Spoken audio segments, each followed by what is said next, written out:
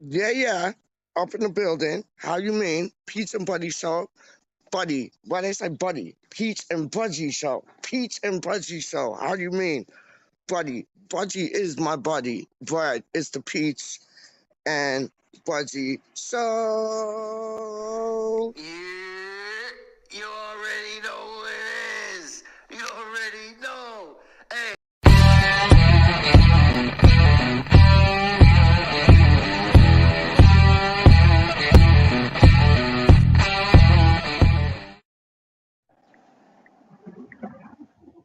Yeah, hold on, hold on, hold on. Everybody be patient. We're here. We're here. Straight up. I just gotta take this off so you can see our ugly mugs. You don't know. Yo, BudgiE, watch this. Watch this. Watch this. This man made certain things impossible possible. And look at the number. Look at the flood fire number, dog. Trust me. He I like ran. that. I like that. Everybody thought it was impossible, and he ran like, I don't know. It was like some run that he ran, and it was like the record was like 4 minutes, and everybody said nobody could like do it under 4 minutes. He Do did you it. want me to tell you something about that picture? What's that, man? I know exactly who that is. Yeah, yeah. His Who is it? name is Roger Bannister, Yes, it is. Yes, it and he is. was the first man to run the 4 minute mile. Yep, 3 that was minutes it. 59 seconds. He did it in. Yep, yep. And the record And was he never broken. became a heart and vascular, veins and arteries and all that. He was a consultant up Yep, in London, up in a hospital in London, and he treated my father in 1989. I love that. I love Yeah, that. that man Yeah, in that picture there, Roger Bannister, or should I yeah. say, That Sir Roger Bannister? 100%. And the funny thing is, Budge. The funny thing is, he broke the record and nobody broke the record for years, and they said it Long, couldn't long be time. done. And then he broke it, and then the next person to break it was like, it was only like, I think like 9 months after that, another Yeah, person broke it, just to show the impossible is possible. yeah, yeah. He was the first man in the world to run the sub 4 minute mile. That was it, wasn't it? That was Roger, it. What, Sir Roger Bannister. what a legend. What a And legend. as you rightly pointed out, he wore the number 41 Love it. on the event, and that has now become synonymous with our man, Declan Rice. Boom. Yes. Good evening, Darren. Lovely to see you, mate. Oh, Dazza. What a man. What a man Dazza is. What a man Dazza is. What a man you are. What a man Bannister was. And what a man Declan Rice is. And do you remember Declan Rice scored his first goal against the opposition team we're playing in the Premier League next. Scored his first goal against Arsenal. I think it was in 2016. I And we believe you're won 1-0, correct. and it was the tHeY layoff, wasn't it? Beautiful layoff. Yeah. Oh, here comes the mailman. Yeah, More bill. yeah. It's gonna Yeah, happen again, more dog. bill. It's gonna happen again. We're gonna do it again, and we're gonna do it again, and we're gonna first we gotta get these Frankfurters out of the way. Well, look, I was watching and listening to a bit of TalkSport earlier. Trevor Sinclair was talking to Simon Jordan and Jim White. Yeah. And during that conversation that they were talking about leading up to tomorrow night's game, Simon Jordan believes that, we've got this in the bag. And so does Trevor Sinclair, actually. I'm not really sure on what Jim White's view on whether we'll get to the final or not is another matter. But Simon Jordan and especially Trevor Sinclair believe that we've got this in the bag. They said, look, Frankfurt are a great team in Europe, but they're not pulling up any trees in their league. He said, whereas WeStHaM, he said, look, when they went to Lyon, they were expected to get battered. by Mhm. everybody. Everybody Mhm. expected West Ham to get beaten royally. Yeah. And his words were, they, what was the word? I can't remember what it was now. Remind me, PeacH. He said, no, he went in, he said that, and they smashed them. They smashed them 3-0. And, you know, Simon Jordan was full of praise for the way we went about our business against Lyon. Yeah. And he believes that tonight is going to be another night like that. Oh, You know, okay. he quite rightly said, you know, that the rested players from last game at Chelsea on Sunday, he said, will now have their focus fully on what's at stake and Yes. what we have to do to progress to make sure that when we go to Frankfurt, the job is nearly done. We don't want it half done. We want it almost finished. So we need to go out there tomorrow night and basically we need to either A, not concede and score multiple goals. Now, I mean, or God willing, 4, you know, and then we go over there with a massive lead and we don't park the bus, but we play out. And by that time, we'll have Craig Dawson back. Hopefully, we'll have centre back from injury. Hopefully, God willing. You know, hopefully we can go into that game with a decent lead. Yes. And protect that lead as well, you know. Yeah. Yeah. Because we proved that we could do it when we drew them, but then like Lyon, and then we went to their own manner and we stuffed them. What was it, like 3-0? And we stuffed them.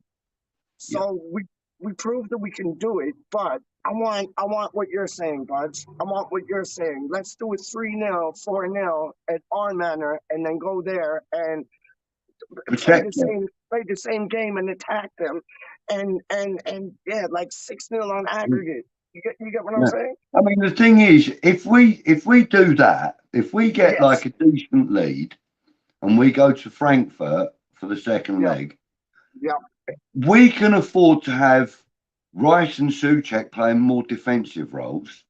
Yes.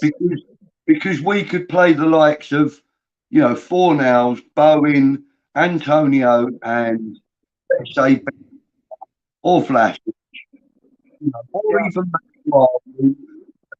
as an attacking player, not defensive.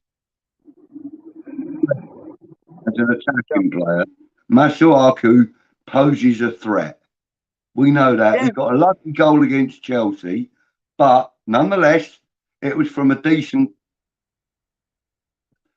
The idea was a decent cross. Do you know what I mean? It was a good idea. Get the ball into the box. Unfortunately, he caught it slightly wrong, and he gave us a 3-2 win over Chelsea. So, you know, Masuaku as an offensive player can actually do a decent job. So, you know, we've got quite a variety of left-sided players that we can use. Absolutely. But I think EveRyWheRe will shine in that game. I really do. Yeah. And then, you know, we've got the likes of, you know, Yarmolenko and, as I said, Vlasic and stuff on the bench. You know, we could even afford to put Sonny Perkins or, you know, the young lad smashing it in the midfield. The young lad. What's his blinking name? Who's that? What position? Centre midfield. Not Coventry. Chester's. Thank you. Thank you. Yes. Dan Chester's. Yeah. And I'd like to see Mark Noble play some part in the match too. I would too, but for me, Mark Noble comes on at 65, 70 minutes in the final. Yes, got you. That's when I'm thinking that's going to be his most important part as captain. Is that last 20, 30 minutes of the final. That's when we're really going to need, Captain Fantastic. And you know what? Captain Fantastic, I'll tell you, I would love in the final for him to score a winning goal, as well as every West Ham supporter would. But And wouldn't it wouldn't just that be? be lovely? And wouldn't it just be the icing on the cake if it's a penalty? Yeah. And he's like, Yeah, he's, he comes on at like yeah, 65, 70 minutes, and then yeah, at 82, 84 minutes, you yeah, know, Ben Rama's taken down in the box. yeah. Noble steps up, tucks it away, winning goal. You know Yes. what I mean? It's like it puts the game well out of their reach. They might be 1-0 up or something, Yeah. you know. And then he goes and gets the equaliser from the penalty spot in the 84th, 86th minute or something. How would that actually feel, mate? You know? How That would would be that written feel? in the stars. That would, man, that would be Oh, written in the God. stars. Honestly. And I'm fully confident whenever he steps up to take a penalty. There's a few now, but like whenever Mark Noble steps up to take a penalty, I'm not worried.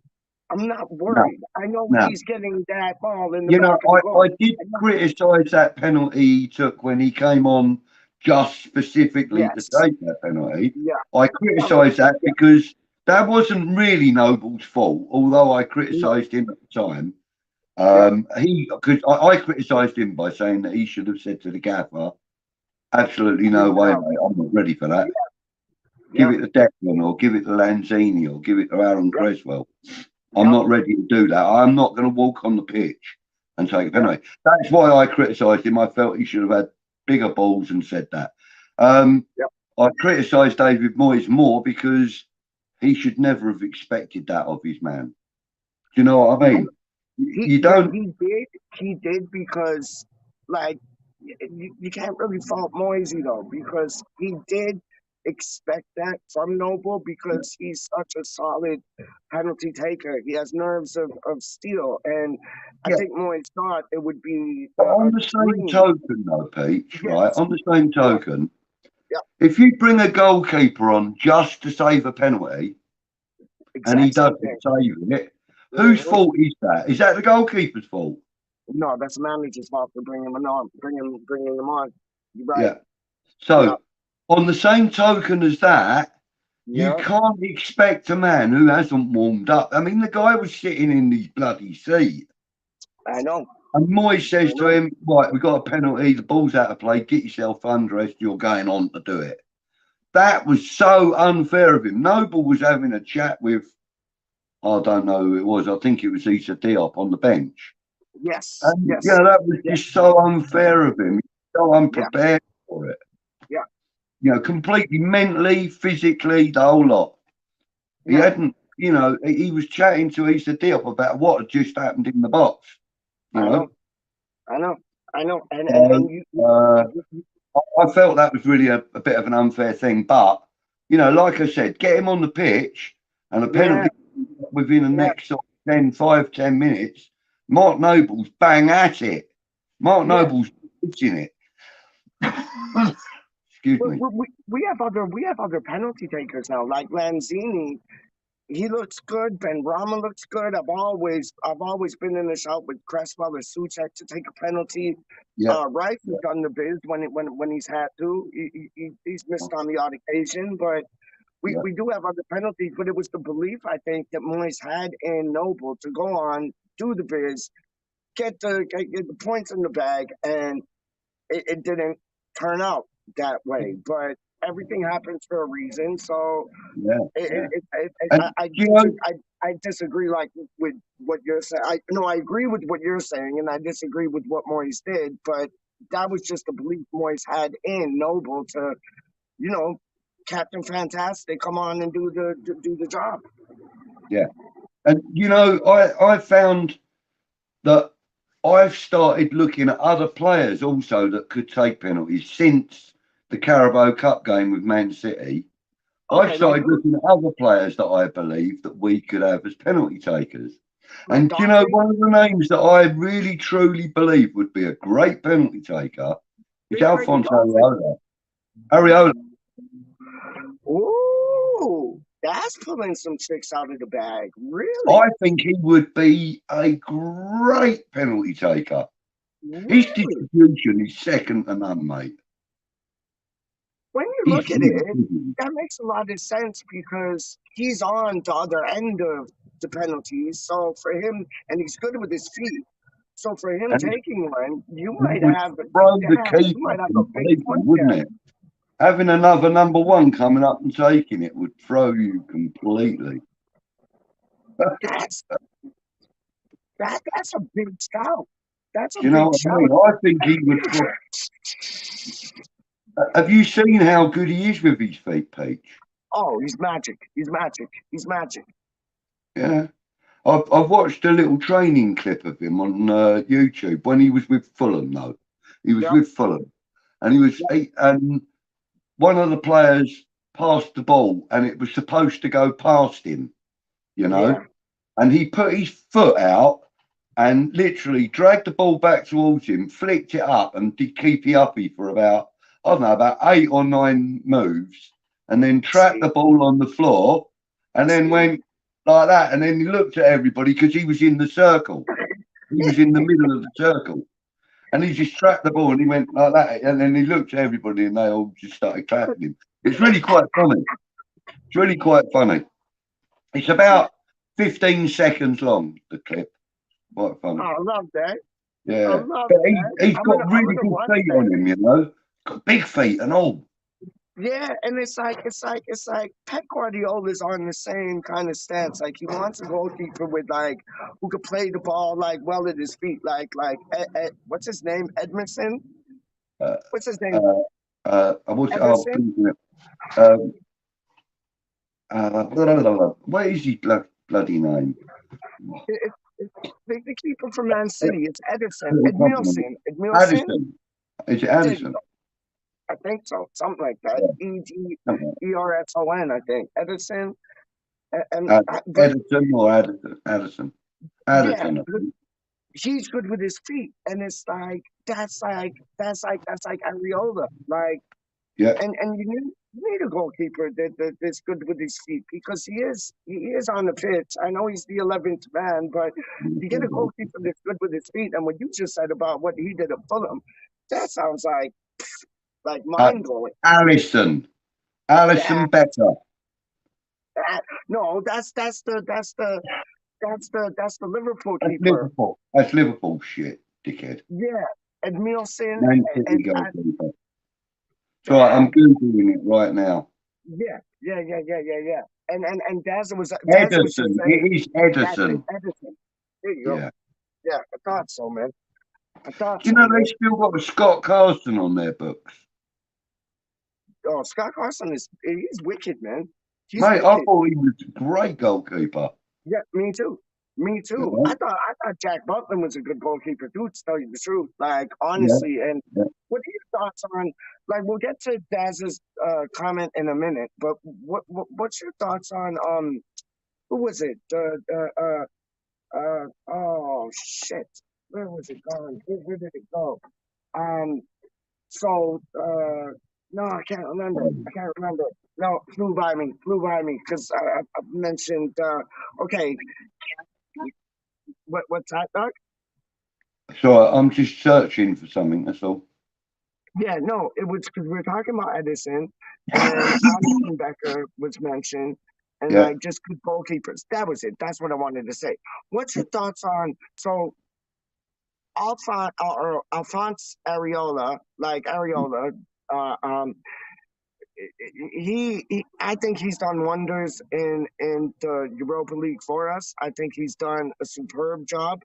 But then we play Burnley, and Nick Pope has like the game of his life, and then all of a sudden we're linked to Nick Pope. Would you rather Nick Pope it, or would you rather Areola it? I'd rather Areola it, to tell you the truth. Same answer as mine, buddy. Oh, listen, wicked. Areola already knows the club. He knows the players. He knows the management. He knows the coaching staff. He knows the tea lady. He knows the geezer that cleans the toilet. He already knows the club. He's been here a year, all right? It's not just a season. He's been here a year. Yeah. So, why would you change what ain't broke for a start? Yeah, no reason. Why would you fix something that ain't broke? This guy, okay, yeah, he's 28 years old, but that's still decent age for a goalkeeper. Oh, Just getting that's young started. for a goalkeeper, isn't it, bud? We can get him for 11 million. I think Pope's numbers start at somewhere like 18. Yeah. So Yeah. why would you spend the extra No. 7 million on someone that don't know the setup? Yeah. He's not proven himself to us, whereas Yeah. Areola has. I mean, Yeah. like, there's that one image of him saving that shot where he's Oh, going to the left and he holds his hand out to the yeah. right. Yeah. That one shot alone should Yeah. make every single West Ham supporter Yep. say and shout and scream from the housetops, get him, get him in. That one picture alone should do that to every West Ham supporter. For me, you know. You know how hard it is. You know how hard it is when you're a goalkeeper and like you're going one way and you're off balance, and then to like go the other way and actually save it. That takes so much skill. That's like nearly impossible to do, and he did it. Yeah, yeah. Can we get to that comment of Darren's then? Yeah, please do, please do. So Please I do. assume you're meaning Keane Lewis Potter, Yep, yep, which is the guy whose name's obviously been spread around the West Ham circles recently. My opinion of him, I haven't seen an awful lot of him, but from all of the reports that I've heard and seen of him, he seems to be a very decent young player. Yeah, he does. I've got his Wikipedia page here in front of me. Oh, wicked. Give me a second. When I've rolled this cigarette, and it is just a cigarette, by the way, everybody, I will endeavour to enlighten ourselves on Keane Lewis Potter.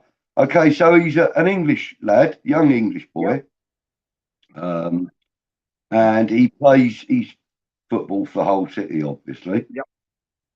And we have a relationship with them from getting Jared Bowen and that, don't we? Jared Bowen, yes, of course, indeed.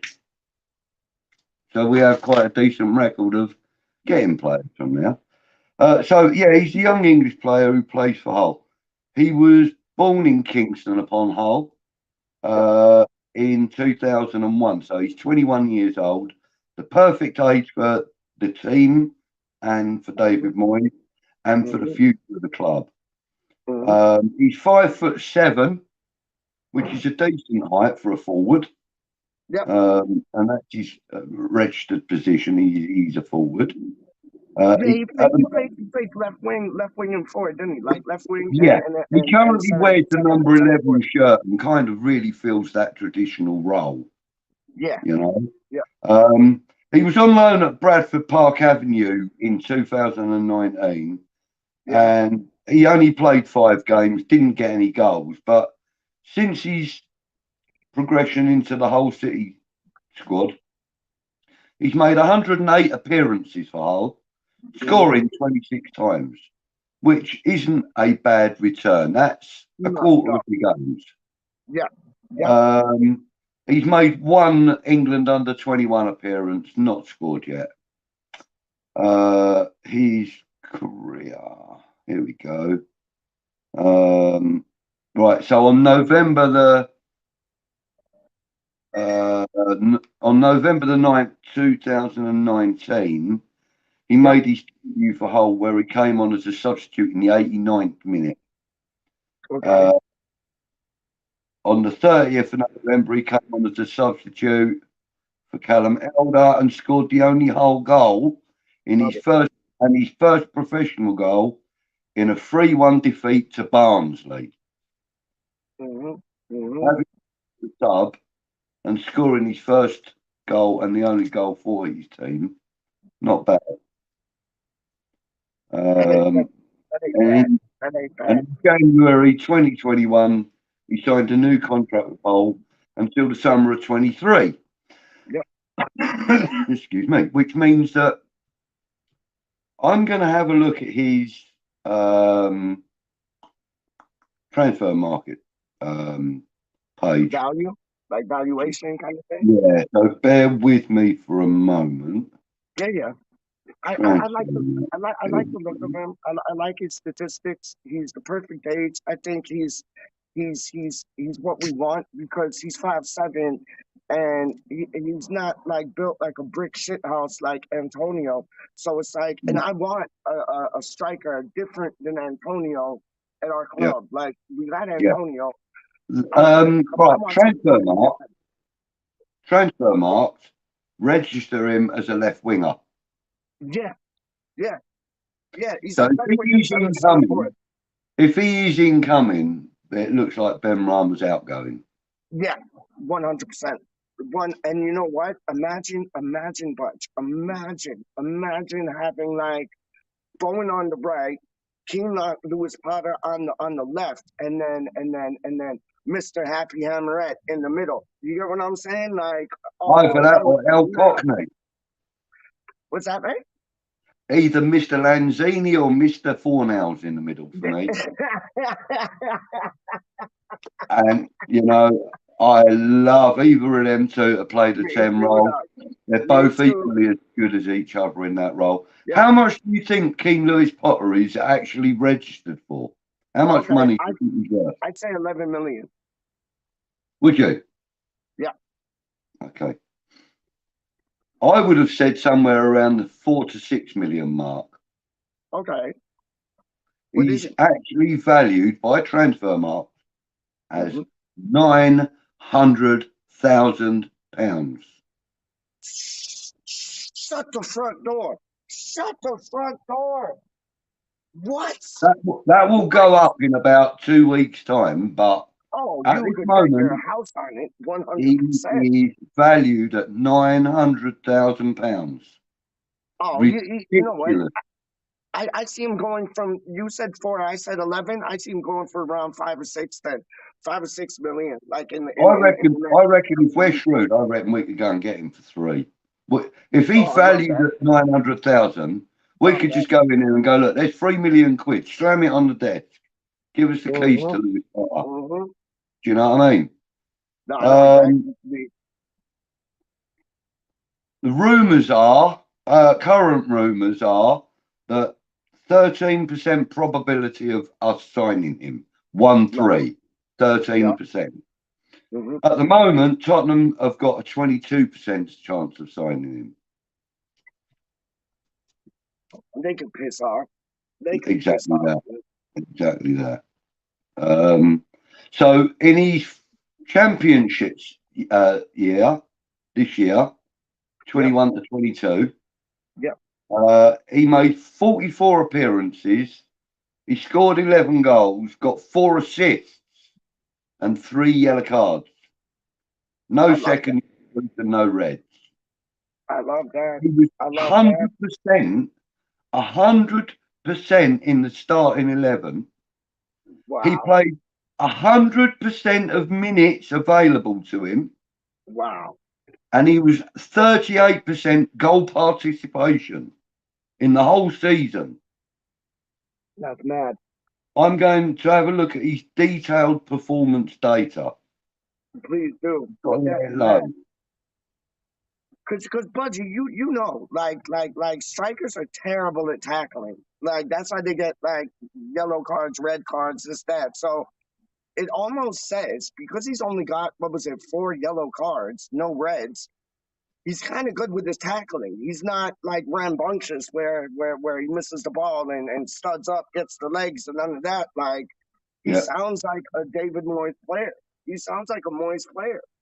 yeah. And look at this, right? I don't know if What's you're that? going to be able to see this on camera.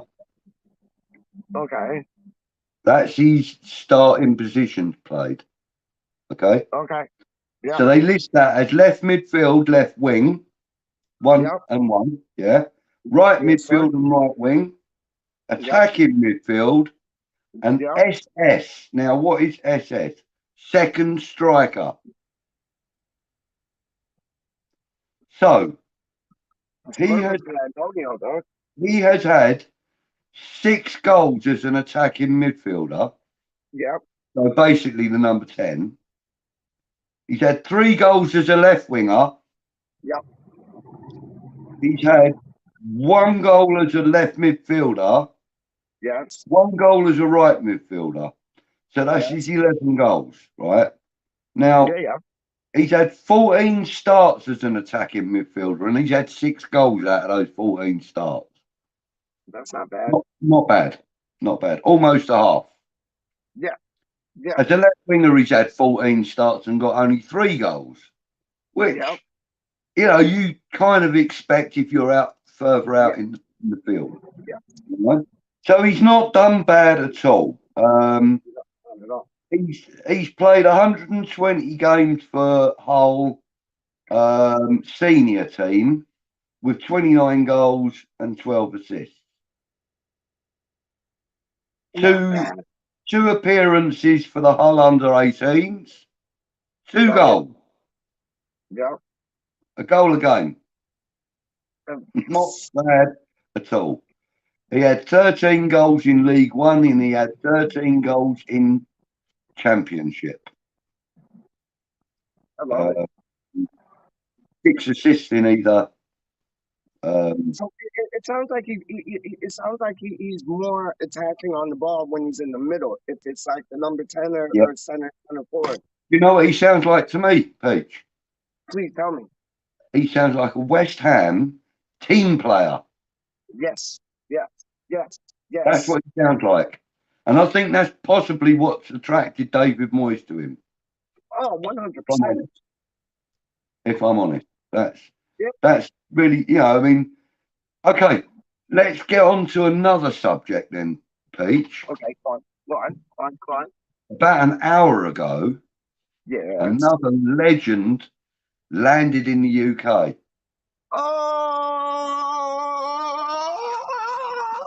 and he's already talked to some random woman about WeStHaM. I love it. What a boy. Yeah, mate. So Lucas from American Hammers TV, he actually landed in the UK about an hour ago. Yes, he did. And he said that within 5 minutes of being on UK soil, he spoke to some random woman about West Ham United. Now, isn't that something? Honestly, great, absolutely brilliant. So it sent shivers in me. Like it sent like. And I'm going to meet up with him tomorrow, hopefully. You know, again, I'll be going to the Frankfurt home game now. Thankfully, I have to thank some people for that, but I'm not going to thank them too publicly. But you guys know who you are. There you go. You guys know who you are. You're both in my heart forever. Love you both. Oh, man. So, yeah, I've managed to get a ticket. I'm going up there tomorrow to experience another fantastic Euro night. But it's what Kieran said, isn't it? He said, like, everybody's going to remember this game for the rest of their lives. And the last time he was able to experience it was at Upton Park in 1975. Yeah. Magic.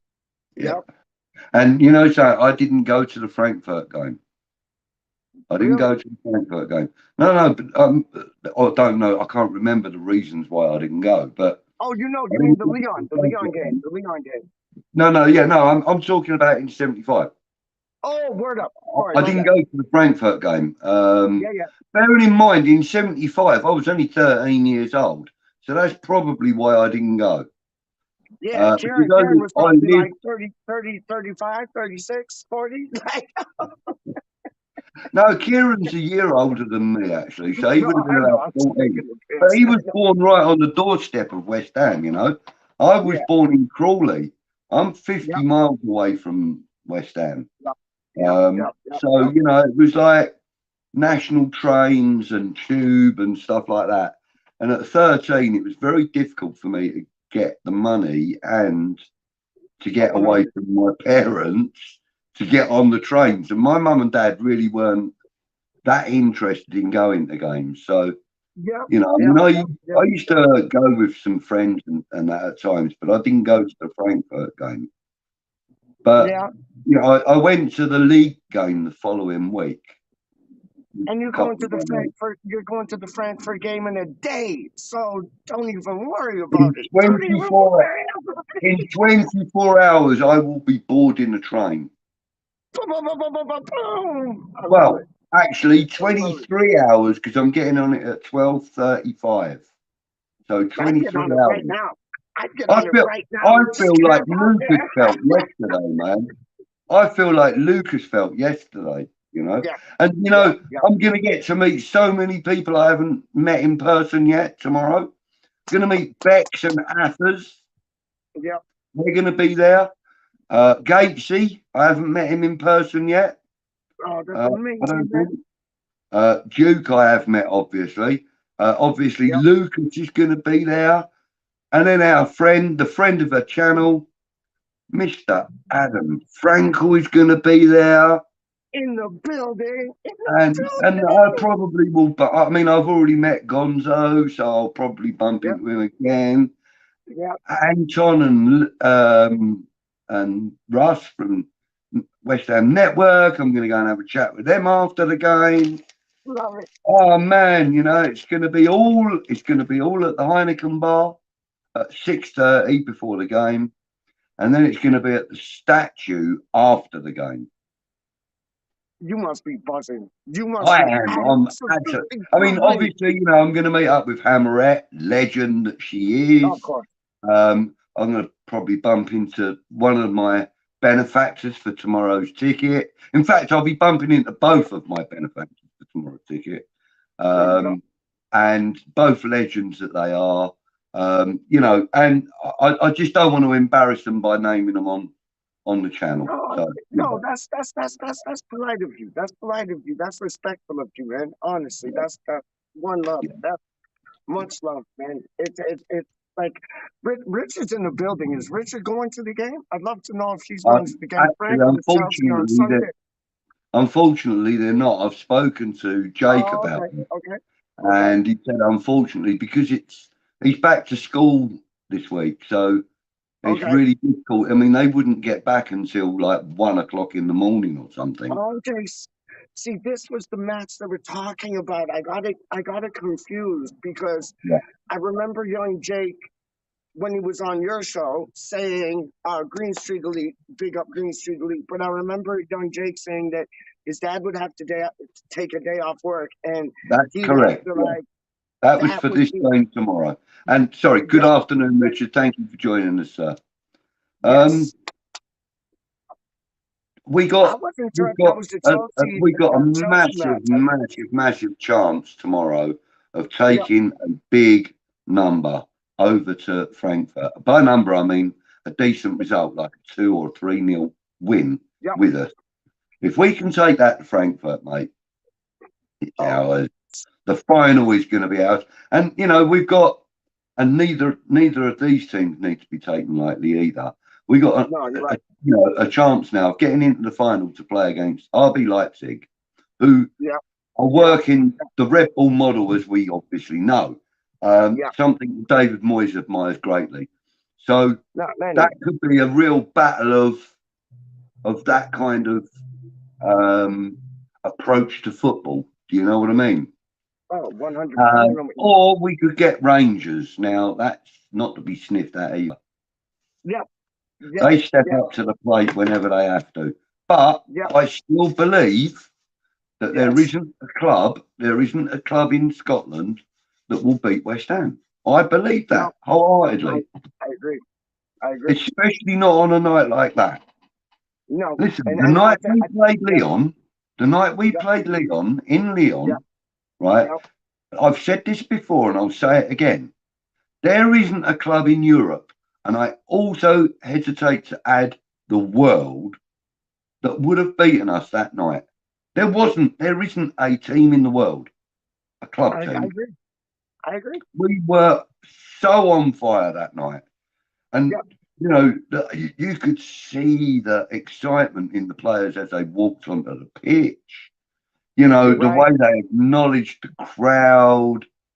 And then obviously, as we've mentioned before, the crowd Yes. had to be kept behind for 2 hours. The guys went out there, including David Moyes. They went out there They became a part of that celebration of the win. They became part of the crowd on that moment. You know, you saw Declan Rice and some of the other players. You know, they were orchestrating the crowd. And there's no other word for it. They were orchestrating it. I love your backdrop right now, PeacH. With them gates. Them gates, man. Them gates remind me so much of Upton Park. Oh, man. Oh, except that they were dark, they were claret instead of the blue. But the blue is just, love that, man. What a great backdrop. No, I know. Let's put it back. Hold on, let's put it back. Where is it? Hold on. Oh, my phone froze. Hold up 1 second, my G. Hold on, let me get this. There you go. There you go. There you go. That's like I remember like that, like when I used to go on the chicken run, like it was like that was it, man. Love it. I love it. And I love it for you, man. I love it for you because you've been Gaz is in the house. Wally World's in the house. And you get to go to Frankfurt tomorrow, man. I love it. Like, happy days, happy ways. Oh, BudgiE, you're gonna be able to see and meet Lucas, the legend. Like, yo. You know, and also, of course, I'm hoping it was supposed to come yesterday or today, and excuse me. And I've been tracking my parcel. I've got the blue and white striped away shirt coming. I want to wear it tomorrow night. I'm gonna wear that here. And it's still at the bloody depot. It's still at the depot, which is about 3 miles away, which is really frustrating for me. Yeah. I bet it comes tomorrow, and it's bloody late, and I bet it comes after I've gone. No. Which means I'll have to wear another shirt. If everything goes right, you should get that. You should get that tomorrow, man. Honestly. You should get that. Milesy bought me that. Sent it over the Argentinian blue white like and with no blue on the back. So and badges as well. So I'm gonna be wearing that tomorrow, my G. You're gonna be wearing that tomorrow. Lucas, I wouldn't be surprised if he grabs this because you know he's gonna go nuts in the supporter shop. He's gonna go nuts in the supporter shop, dog. He'll probably be wearing like 3, 4, 5 shirts, dog. Like honestly. Yeah, mate. Yeah. Well, look, I can't wait to meet the guy tomorrow. Do you know what I mean? I can't wait for you to meet the guy tomorrow. And listen, you give him a big hug for me, man. A big hug for me. That's a promise. That is a promise, man. That is a promise. Yeah. Please do. And he's gonna like over here and over in where is it? I always want to say Pennsylvania, but it's not Annapolis. Over in Annapolis. And over here in Toronto, it's like we hear about like, you know, the supporters club. We hear about that, like you guys all going to the supporters club, to the boats, all them things. Like, you know, my father used to be a regular at the Carpenter's Arms, and like you guys going there, and like me and Lucas and that, and Lee and Wally, we only hear about that, like. You're going to be able to see Lucas experience that tomorrow, like, and that's right. And you know, the thing is, Lucas will see and feel, and experience, the whole WeStHaM idea tomorrow.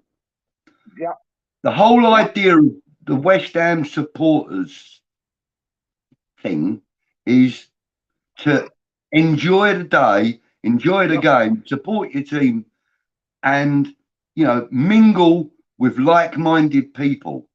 Yes. Now, the more people that Lucas talks to, and they will discover, obviously, from first sentence that he's an American. Yeah. People will be intrigued about his story. I guarantee you, Lucas will not have spoken so much about himself as he will do tomorrow. Yeah, yeah, I promise yeah, you, lots yeah, and lots and lots of people will ask him about his background and why he's WeStHaM and, you know, things like that. And, you know, yeah. he may get some negative feedback also, which I'd be interested to hear about. But I doubt it. I do Yeah, I doubt. doubt it too. I doubt it too. He's top But, quality, you know, man. He's WeStHaM through and through. yeah, Nobody can tell me different. Straight of up, course, nobody, of course. nobody You know, can there tell me might be different, some man. skeptical people that might not understand the depth of his passion for the club. Yes, But yes, he'll explain that, and I know that in a heartbeat he'd turn them round. Do you know what I mean? And he yeah, will anyway from his presence, man. You yeah, know? and we got him. We got him. Like honestly, we got him. Like he's. You know how they say that? Like he's one of our own. He's one of our own.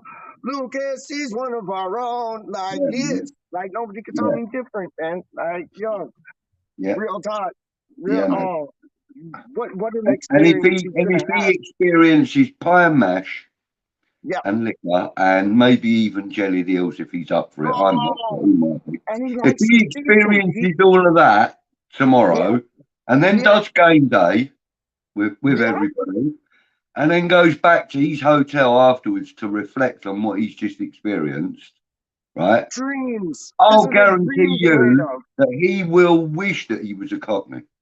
He Yeah, will yeah. demand, you know, complimentary Cockney status. I bet you, because like once he's experienced all of that on game day, there's just Yep, nothing like it. And you know, I know. like I would imagine that there are many teams that their supporters would say a very similar story about their game day experience. Mm-hmm. But there's only one East End team that gets your pie mash and liquor and your jelly deals, mate. There's only And that's one WeStHaM United, dog. through and through. Yeah, and you know So what Lucas said? Lucas said a very heartfelt. He said something very heartfelt the other day, and it was like no other supporters of any club can call themselves family like how we do, and it's true. It's yeah, true. We're one big happy family, and I I I I am excited. I am so excited for him to experience like what we're all about because he'll yeah, never forget it.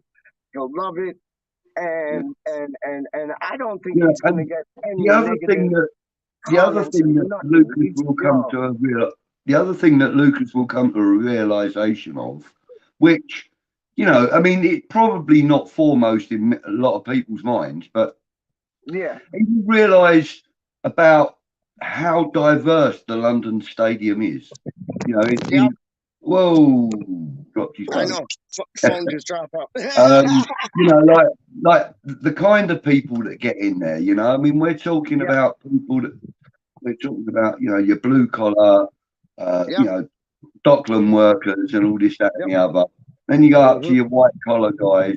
You know, you've got you know, but it's like all races and you know, and it's just such a beautiful atmosphere in the place. Yeah, You know, like the yeah. Heineken bar. You know, once they start banging out that song by Cigar, Free from Desire, as we know, Bowen's on fire.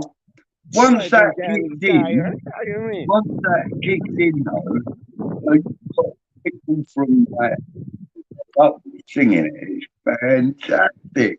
And it don't matter who they are either, you know what I mean? Hmm. It could be a white collar guy, it could be a builder, it could be, you know, it could be Tony Cotty. It don't matter who it is. They're all Yes, sir. singing it.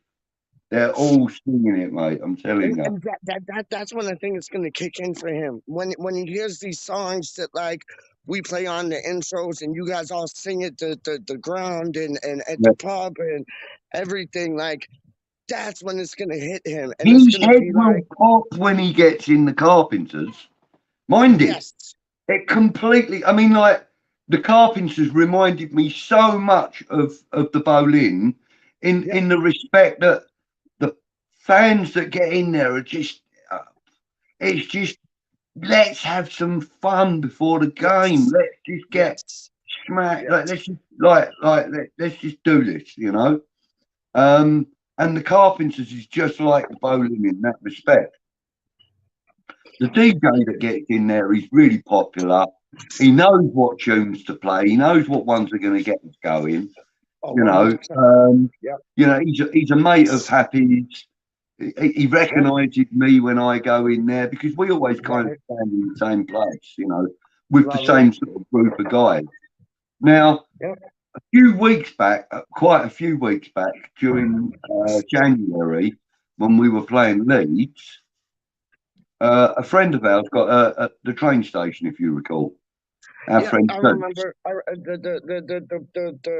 I forget his name, but it was the boy that Sue. was always smiling, always happy. Yeah, You know what I Sue. mean? That boy. Sue. Yeah, yeah. James Tootle. Well, That's it. I'm glad to Total. say Yeah, that, you know, there's been stuff on his social media about him having a stadium tour a couple of weeks back, and that he's yeah. back on his feet and everything's going well for him. So hopefully, you know, hopefully he'll be back at the Carpenters as soon as Oh, good. possible as well. You know, because Good. we miss that guy. You know, we miss Yeah. that guy. And Yeah. as you And said, I you know, because he's always smiling. He's always got a smile on his face. He yeah. loves everybody, and everybody loves him. So hopefully we might get to see him tomorrow night, God willing. And I remember you saying that like you and Happy were just like having a pint with him before he went to the Yeah, train station before all that malarkey went on. And that was symbolic what went on because like he didn't we deserve were that. arm in And arm with him yeah, during Bubbles, an that's hour what I'm saying. before it happened. That's what I'm We, saying. we were like arm in arm, like or hand in hand, I should say, Yep, singing. yep. It was brilliant. There was me, Happy, Totes, Wicked, and a couple of other wicked. guys that he goes there with regularly. I believe Cam might have been there with us as well. Yeah, I think he was. I think you said he Yeah, was. I think you said he was. yeah, I believe he Talking, was. look at Kieran. Look at Kieran. Look at Kieran. Talking bollocks again, boys. Always, Kieran. Always, mate. Always talking about it, mate. Oh, listen, Budge. Just take it on for like 2 seconds because I'm gonna send Yeah. Kieran the link. I'm gonna send Kieran the link if he's down to come on. Give me 2 seconds, yeah? Play a little video or something then, so I ain't got to think of things to say. Okay, I love it. Hold on, I'll play your one. Hold on, BudgiE did this all by himself, type. And just so you know, BudgiE's doing wicked like videos. Like you have no idea. He sent like a sneaky cheeky one to like, you know, the family there, and like we got to see two things, and it was live, man. It was very live. Thank you But very this is much. one.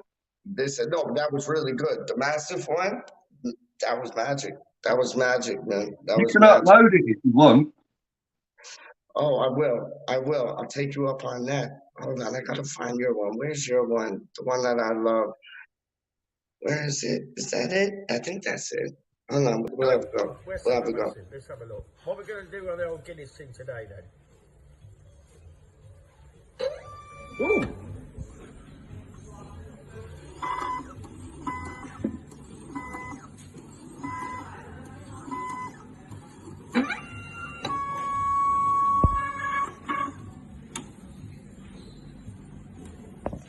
WeStHaM are massive everywhere we go. Everywhere we go.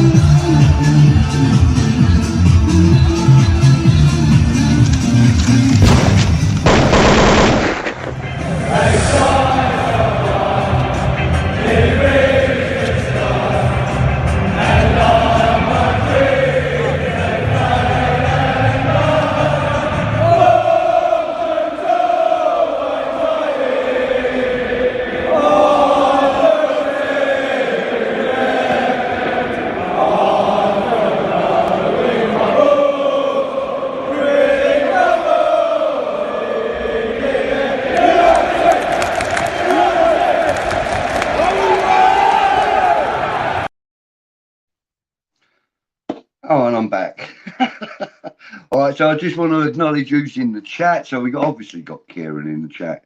We've got Rob Singleton in the chat, I do believe. We've got Epic in the chat. We've got Richard Cox in the chat.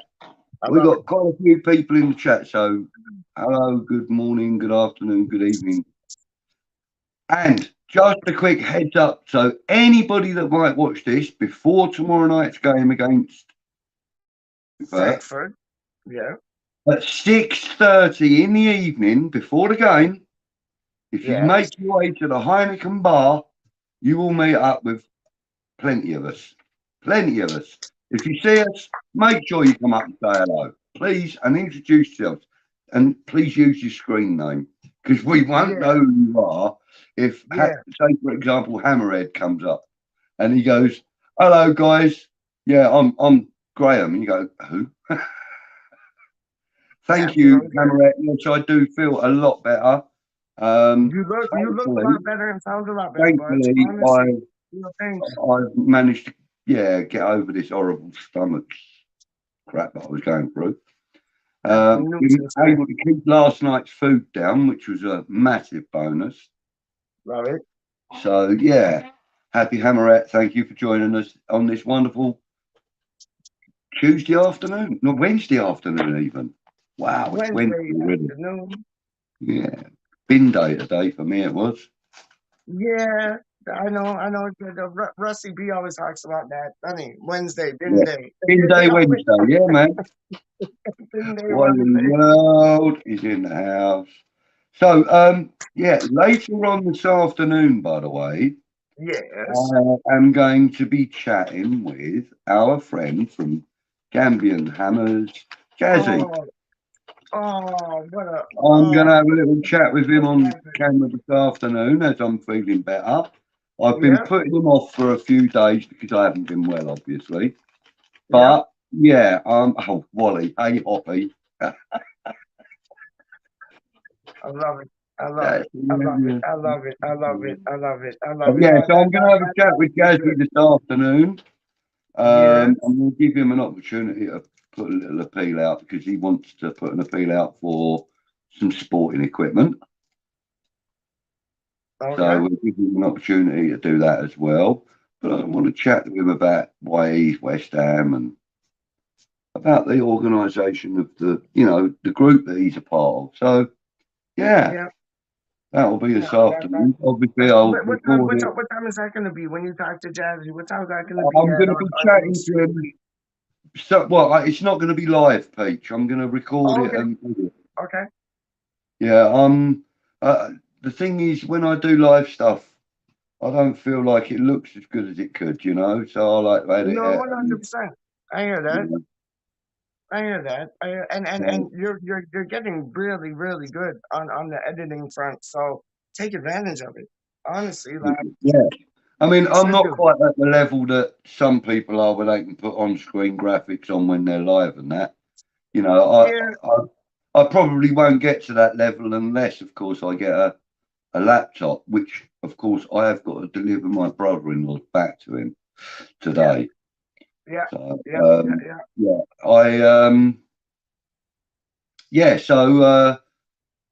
in fact, I'm probably going to end up getting a desktop because I work better with a keyboard and a mouse rather than.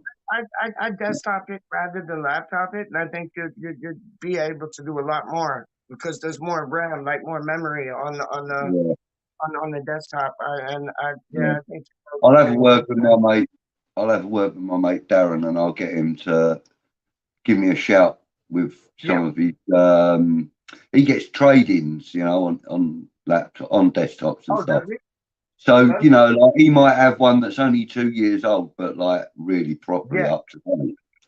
That's how I run it. That's how I run it. Like I go down the road to the boys there, and they got like a PC shop, and I do the same thing. Like 2-year-old things, you get them for like what $100, which is like 50 quid. You know what I mean? And it's like brand new.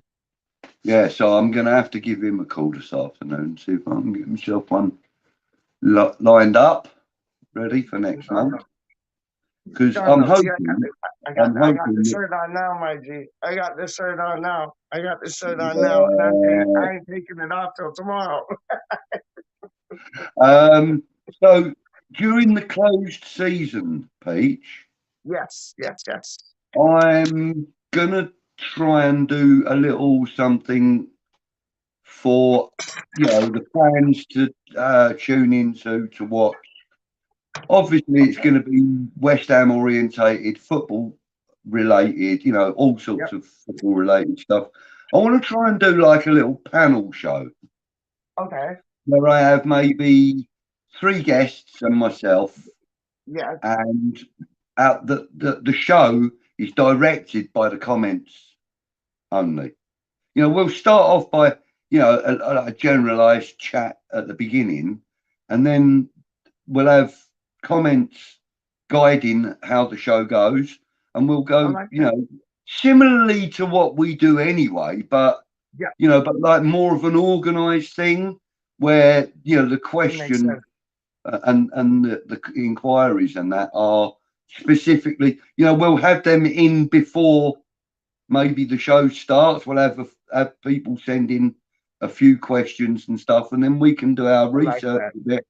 Maybe I'll do a bit of on-screen research. I'm not worried about that, but but I want to try and do something for the close season, and also if I can, I want to try and get permission if I can to broadcast a few of the ladies' games. They're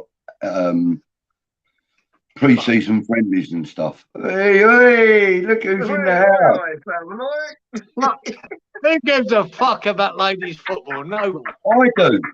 Shut that up, you fucking shit up. Anyway, how are you, boys?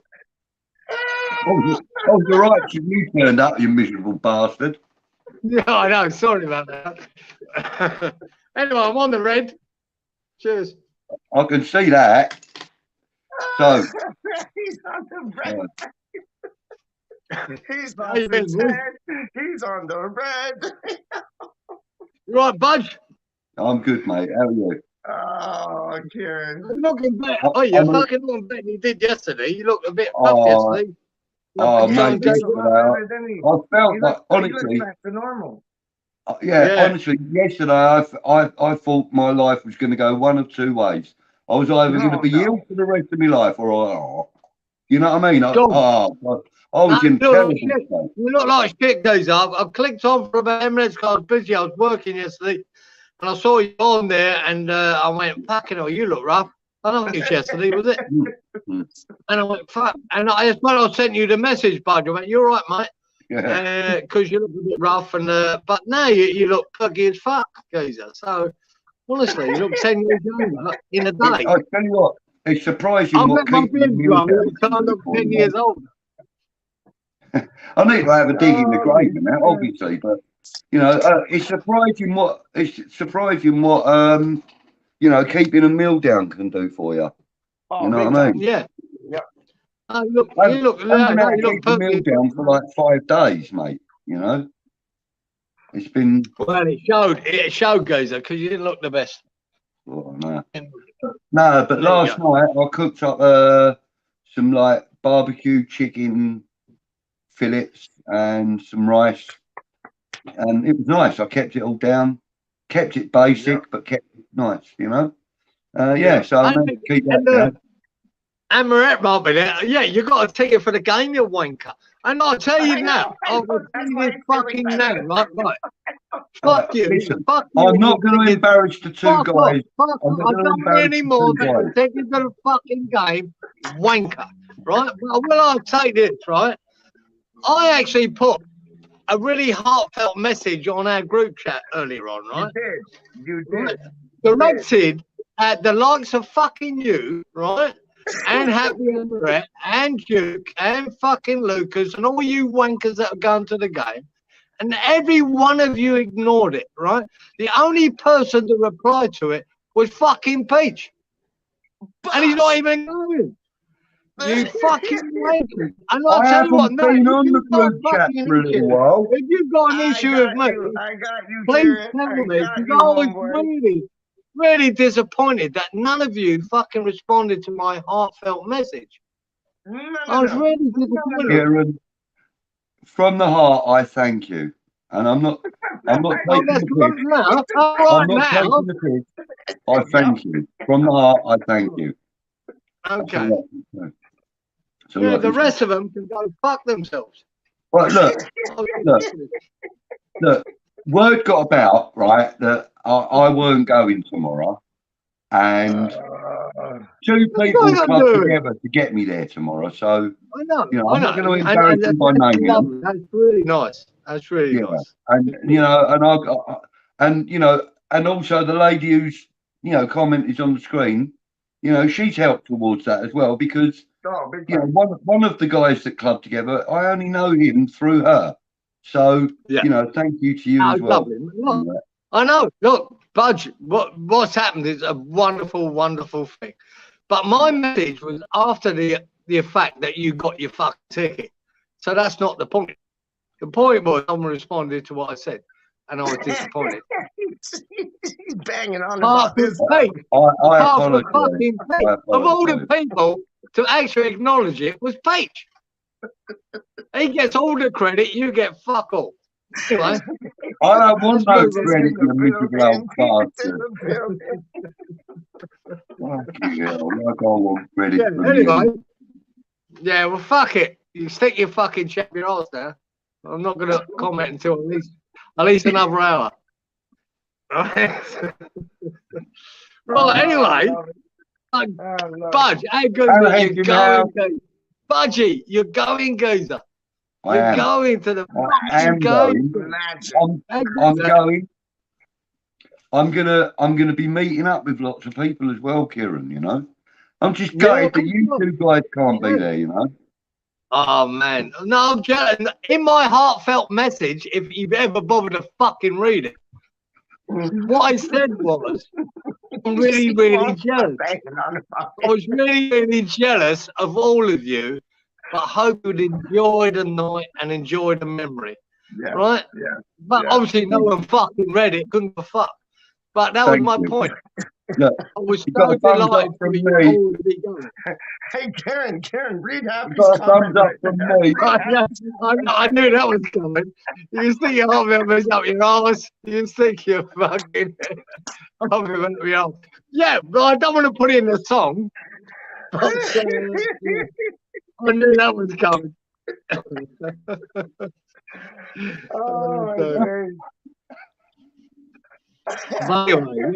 Anyway, thanks for your fucking concern about what I said. But yeah, look, what the point was of my message that you read or couldn't give a fuck about, right? My point was, I was at the Frankfurt game in 1975, and we'd lost what did we lose over there? Fucking 2 or whatever. Or did we lose 3-1? I can't remember. But what we had to win, we went through on the away goals rule, and it was 2 goals by Trevor Brooking and 1 from Keith Robson, right? But the winner from Trevor Brooking was so special that he cut him on the left, cutting on one of them mud pitches, you know, BudgiE, we all knew. One of them mud fucking, and just quite curled it around the keeper. And to get through, and the feeling that night, and it was the best night I've ever had under the lights at Upton Park. It really was. And I think anyone who's been there will probably tell you the same. Right? Anyone who was there that night will tell you the same. The best night. We were talking about this earlier, actually, Kieran, and I said to PeacH that I couldn't. Who's just at the top of that head then? Can't see who it is. Bobby's in the building. Bobby's in the building. Hey, all right. Yeah. Yeah, not bad, thank you. Not bad. Yeah, I couldn't get to that game. I was only about 13 at the time, and because I lived so far away, it's difficult for me to get there. But yeah, I went to the Lyon game at home just recently, And Oh, yeah, all right. and I Don't have to fucking go say on that about it. I know he's bragging wait, anything. He's I have bragging. Yeah, to no, say give it that large. that is, bar none, that is the best stadium atmosphere I have ever felt. I love that. Bar I none. love that. And I remember all the games that I went to, in the past. And, I went to see England play at Wembley. Weren't a bloody touch on what I experienced at the London Stadium. Yeah. And tomorrow night should be no different. It should be no different. Just walking up to the stadium and seeing those Europa League banners and stuff, mate, it sends shivers down your spine. Gives you a semi. It's great. No, John. No, you're gonna find. You went to the Lyon game, didn't you? Mm. You're gonna find Frankfurt is gonna have 3,000 in there, if not more outside. The atmosphere is gonna be better than that because they're gonna add to that atmosphere. Of course, and it's gonna be. I think it'll be a fabulous for everyone. Bearing in mind the history between our nations and the sporting. No, I don't think that's going to be good with it. No, the sporting history between our nations. I'm talking about. Bearing that in mind, I actually firmly believe that the atmosphere will be one of of excitement and stuff, but I don't think it'll be a dodgy, dangerous atmosphere. I really don't. No, but the fact they've got 3,000 in, I think Lyon had less than 1,000. Yeah, the fact they've got 3,000 will add to the atmosphere. It'd be fantastic, I think. Yeah. Oh, PeacH, do me a favour, can get rid of Hammerhead's comment because all I can see is PeacH Miles' chin. Or his... Oh shit! My bad. Gone. Sorry. No, There you go. put the next one. There you go. Sorry, Mozzie. Sorry, Miles. It's all right. How are you doing, brother? Not bad, thank you, mate. Not bad. Not bad. You going to the game tomorrow, Andy? Yeah, I'm gutted, man. I could have gone to Germany. I could have gone. I fucking found out yesterday that I could have got a ticket, but I'm renewing my passport and my passport's not come back yet, so I can't go. Okay. Oh, fuck. Gutted. Mm. But that's kind of like horrible. But is there still no chance that you might be able to go if your passport arrived like tomorrow or something? It's not. I called them. They've not even got to it yet. Apparently, 1 million people in the UK have applied for a passport in the last month. Yeah, right. It'll be another month. Jesus, how many are we taking to Frankfurt then? 2,400. Are we? Yeah, wow. That's all they've gave us, and it only went down to 54 points. So, rumor has it they've gave 1,000 tickets to corporate. The club have. Oh, that's far. Of course they have. Of course they have. Yeah. Of course they have. Do you expect anything different? Come on. No, but it's stupid though. That's not. No, it's not. It's just the way the world works. It's all about money now. I know. And when you see Wembley, when you see a match at Wembley, the middle section there, that's all run by corporate. Half the seats are always empty. But it makes you laugh. So Lyon away went down to like 28 points. Sevilla even went down to fucking 10 points. Yeah, and it's like it's mad. Like what the club's done. Like what you said. Like I've not been to any of the away games, but in my opinion, if you've gone to at least 2 of them, you should have priority above anyone else to go. But the club, but like. Rumor has it that we're going to get 10,000, 10,000 fans for the final if we get there. That's what they're going to give.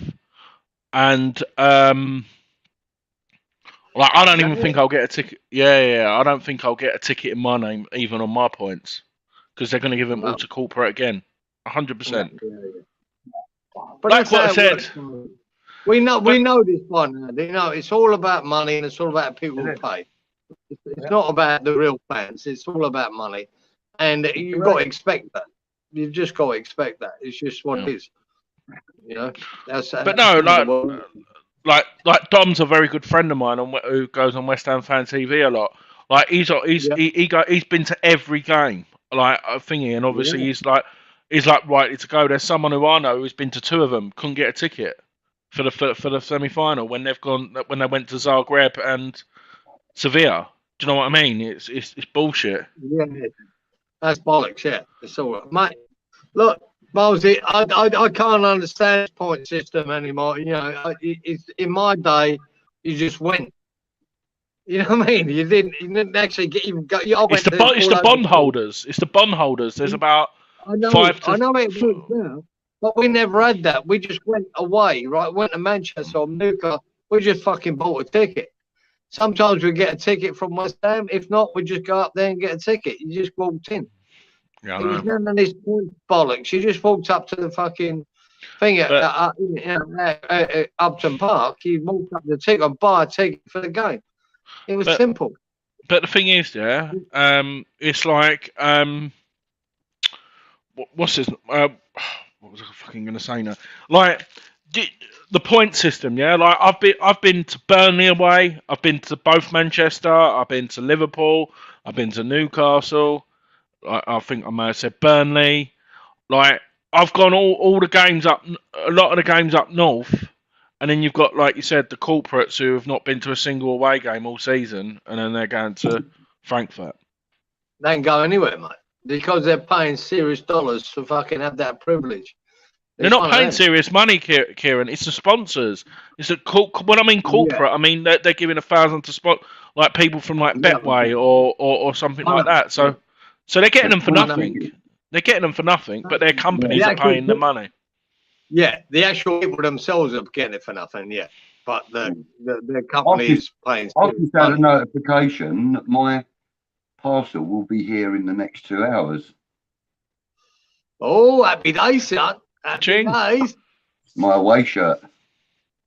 Oh, nice. I've got it without the sponsorship and that on it, though. Of course, that's the way to go. It's the way to go. But no, that's the bit what's frustrating is, like you said, when you see fans. Like I can't remember, this bloke was literally 1 point away from getting a ticket, and he showed a list of every single he put a picture of like every single game he's went to. I think he's missed 2 games all season, home and away, and he's getting penalised not going. See what I mean? It's bullshit. Yeah, no, I don't like it, Andy. I can't fathom it because it's not anything I've ever had to deal with, so I don't understand it. And but in our day, I didn't have that problem. We just took it up at the fucking ticket office, Upton Park, buy one from there. Yeah, you go down to the ticket shop and went to Manchester without a fucking ticket and bought one there. Yeah. Or took him for fucking. I'm just. Or knocked him out and nicked all his tickets on one occasion. But there you go. But no, it's just going to kick off tomorrow. I know it. It's going to kick off. It's going to kick off big time. In what respect? I reckon there's going to be about 12 to 15,000 Germans coming over tomorrow. Are you serious? I reckon. They've only got 3,000, don't they? They got 3,000. But look how many WeStHaM sent out to flipping Leon. No, but they've only got 3,000 in the stadium, and it's WeStHaM supporters, and sold them to German people. Yeah, I just think it's going to kick off. I don't believe you're going to have a major headache there, Gazer. You're going to have. I reckon you'll have a few Frankfurt fans in the wrong end that shouldn't have tickets, and that could cause a problem. Right? There could be an issue there. Right? Or individuals. I just don't think you'll have a big problem with major Frankfurt fans. I don't see how that can happen. I watched the thing earlier on, Mosey. I don't know. I don't even know. It just come up recommended on my YouTube, and I watched the guy, and he had a German boy reviewing the sort of game coming up, and he said he asked him about Barcelona had so many fans in the ground, and he said in his opinion we had more than 30,000 in that ground. It was nearer to 40, but he said it was a clue he got. Spoke fantastic English. And he said, look, it was easy. It was easy to get a ticket. We all worked it out how to get a ticket into the new camp. And we all bought tickets. It was so easy to do, and they were surprised when we all turned up. But the thing is, Kieran, they're gonna pay the 200 quid what people are putting up on websites. That's the thing. They're gonna witness this. No, what I'm saying, in that respect, it weren't even that. It's just that you could buy a ticket for Barcelona, right? He reckons the rules were, as long as that ticket went sold to someone in Germany, right, you could buy a ticket. So they worked out how to buy the ticket with credit cards and everywhere else that weren't coming from Germany. He said it was easy. That's all I'm saying. What he was saying, it was so easy to do. So they all bought tickets that didn't reflect that they were from Germany. So they turned up in their masses. He said, and then he said, but West Ham's different. We can do that. And he said, well, we know we've got 3,000 coming to the official tickets. But he said there'll probably be about another 4,000 or 5,000 travelling to just be there in London. Yeah, I agree with what Happy's saying. I reckon it will kick off. I reckon they'll try and take over a few pubs in Stratford, and it's going to kick off. Outside, exactly. Well, listen, that's what I'm on about. That's what I'm on about outside the stadium. Doing that, and I've got no problem with them drinking wherever they want to drink. Right, but if they start getting violent and stuff, then that's when the whole, the whole thing changes. But Miles, look, what I'll tell you about it, right? I lived and worked in Germany for over a year. Yeah. German people in general are not like that. At all. Forget, that little clip at Seville, them little ultras fucking trying to make a name for themselves, attacking West Ham. That is a very small minority. Mm-hmm. Frankfurt fans are really passionate and come in numbers, but they're not all like that. Believe you me, German people generally are very placid, nice people. Peaceful. Really good. And I think the majority of Frankfurt fans wouldn't have a problem with West Ham fans. And I know stories of the night before that happened with them ultra fucking wankers, and they were just wankers looking for a knuckle, right? Loads of West Ham fans drinking with Frankfurt fans, right, the night before, and no dramas. We're chatting, drinking, and having a laugh, right? I've heard that from three or four different places, right? Not a problem. It was just a little bunch of these ultras giving it large, young cunts, think they're fucking hard, right? They decide to attack the West Ham boys. That's not reflective, I think, of the majority of their fucking fans, believe me. Now, could it happen tomorrow? Yes, of course it fucking could. If you got another load of young cunts like that, fucking giving it large, you know what West Ham boys are like? Well, they'll react and they'll fucking have it. And it'll all kick off. And you know what? I won't be doing no reacting unless they get a foot near any of the women around me. That's it. If they get a foot near any of the women around me, then Taz will come out. Yeah.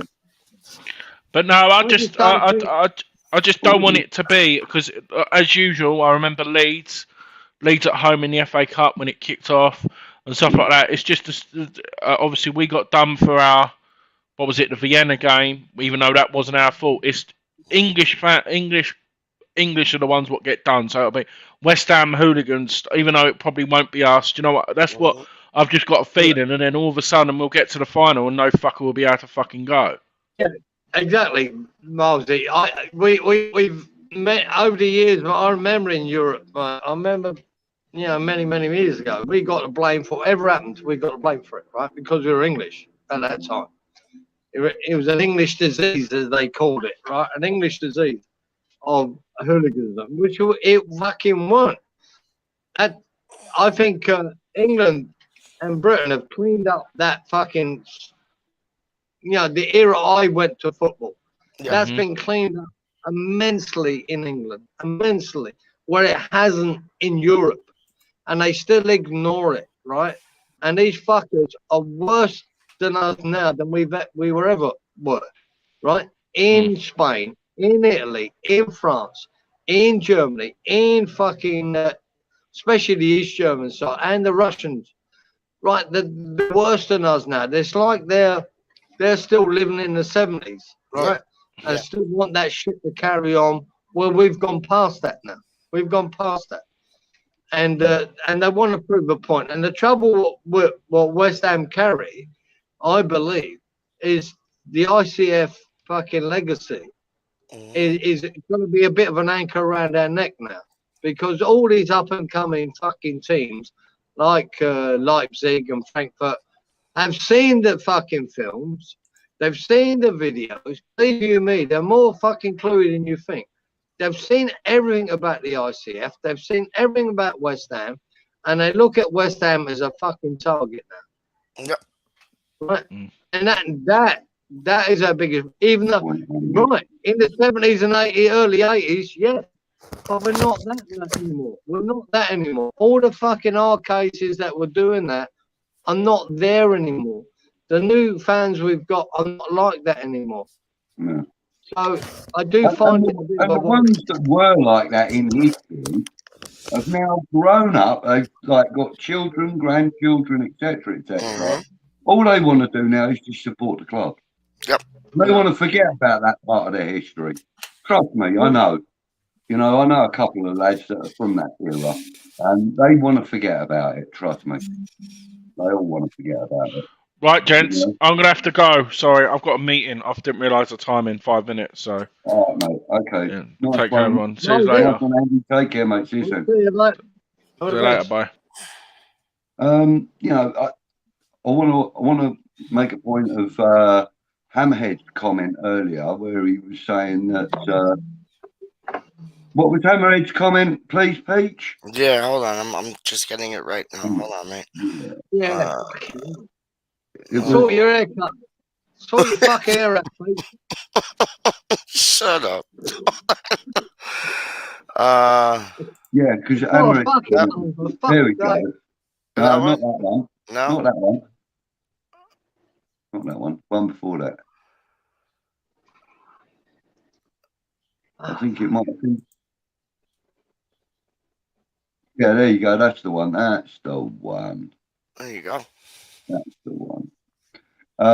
Yes, it's true that in days gone by, yeah, it was a lot more acceptable to get a ticket with, you know, without getting it through official sources as such, and you could go and get them on the gates and stuff like that. It's not so much like exactly. Guys, how do you think, right? But in the late 70s, in the 80s, 70s and 80s, right? How do you think we got into away ends when we went away and caused a ruckus? Exactly what we did. Exactly what we did. We travelled to places like Middlesbrough and Newcastle and Leeds and Liverpool and that, and we used to get into the away end. We never had no ticket, you know. And the funny thing was, if we ever got removed from the home end, we got put into the away end with the away supporters anyway. So it didn't matter if you had a ticket or not. It was great. Yeah. Toby Sampson's in the house. Oh, big up Toby, yeah. Big up Toby. All day long. All day long. I'll tell you what. I'll tell you what makes me sick though. Go on. Sticking my fingers down my throat. Okay. What? Why? It just does. If I do that, mate. Of course it does. Whenever I had to be sick, all I did was just to get it out. Why don't you bring that up on live YouTube? Why not? Yo, it's random. Straight up. No, but I remember being so. I remember being so like legless and pissed, and I couldn't throw up, and I had to make myself throw up, dog. You stick 2 fingers down your throat, dog. Yo, it's coming out like a water fountain, real talk. I know it does. I know it does. I don't know what made Karen say that, but I used to bump off school at times. I was bored. I was fucking bored. I love it. I love it. I love it. What other channel are you gonna go on where man and man are talking about sticking their fingers down their throat to be sick? You know what? One time when I was at school, yeah, there was a WeStHaM game. My mate Kip, who I used to go to all the games with, he had already taken the day off sick, right? Mm-hmm. And I had to go to school. My mum wouldn't let me have the day off. So we agreed to meet at 3 o'clock to go up there. Mm-hmm. Right? So at 1 o'clock, I'm thinking I need to get ready to go to the football. Mm-hmm. We were playing Wolves at home. It was an evening game. Mm-hmm. It was probably like FA Cup or, League Cup or something. Anyway, so I asked the teacher, can I go to the toilet? She's gone, yeah, of course you can. So I've got up, I've walked out into the hallway. I'm sticking my fingers down my throat, trying to make myself sick. Right? And as soon as I felt it coming up, I opened the door and just vomited into the classroom. Classic. Absolutely classic. So the teacher then gets the headmaster to give me a lift home. No. Which was literally about 450 yards away.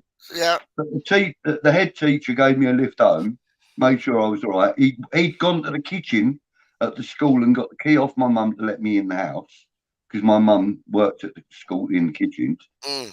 And she said, oh, he did say he was feeling sick this morning and all that. It was great. It really worked out well. So then I've got myself sorted out. I've gone to walk out of the house wearing my scarf and my bobble hat and all that. And I've got to walk out of the door and my mum's walking in. Where do you think you're going? I was like, Mum, I'm going out. I'm going to Kip's house for dinner.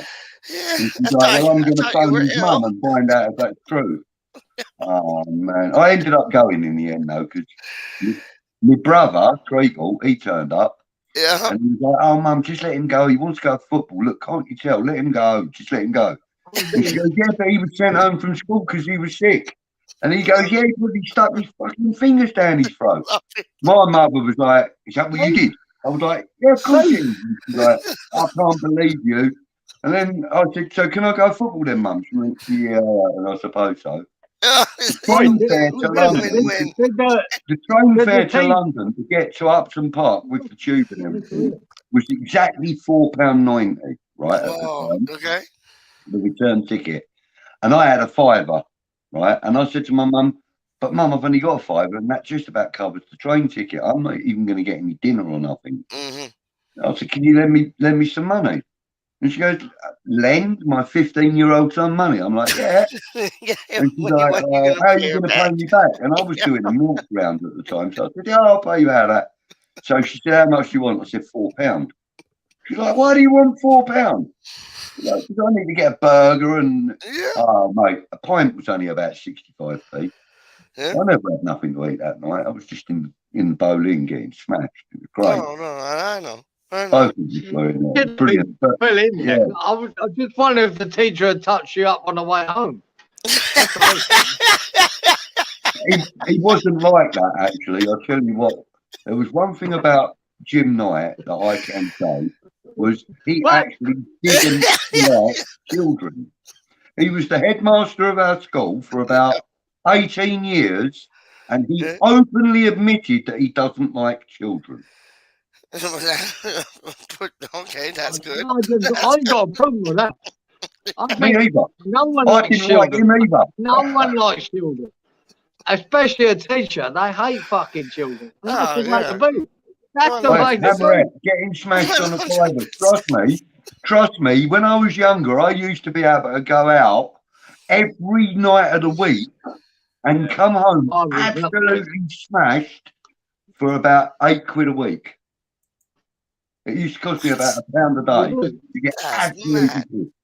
I remember a fiver being enough for the night, right, to get hammered. Wow. It used to be. But back then, PeacH, it was 50 pence. It was 50 pence to watch WeStHaM. Yeah, so that's insane. Huh? It was relevant. And we still used to get in without paying. Oh no, I believe that. Yeah. I believe that. I believe that's mad. And Wally says he remembers when pints were 50p. Mate, I remember when they were 35p. Yeah. I remember my dad. Yeah. I remember my dad taking pub, and I think he paid about a shilling. Yeah, but 5p. Actually, it might have been dearer, right, in London, because one was in fucking Coventry, right, in that shithole. He was in Coventry. Right? He doesn't stop, does he? Fucking relentless. I reckon in Coventry, 50 pence got you a fucking pint and a suck on the knob.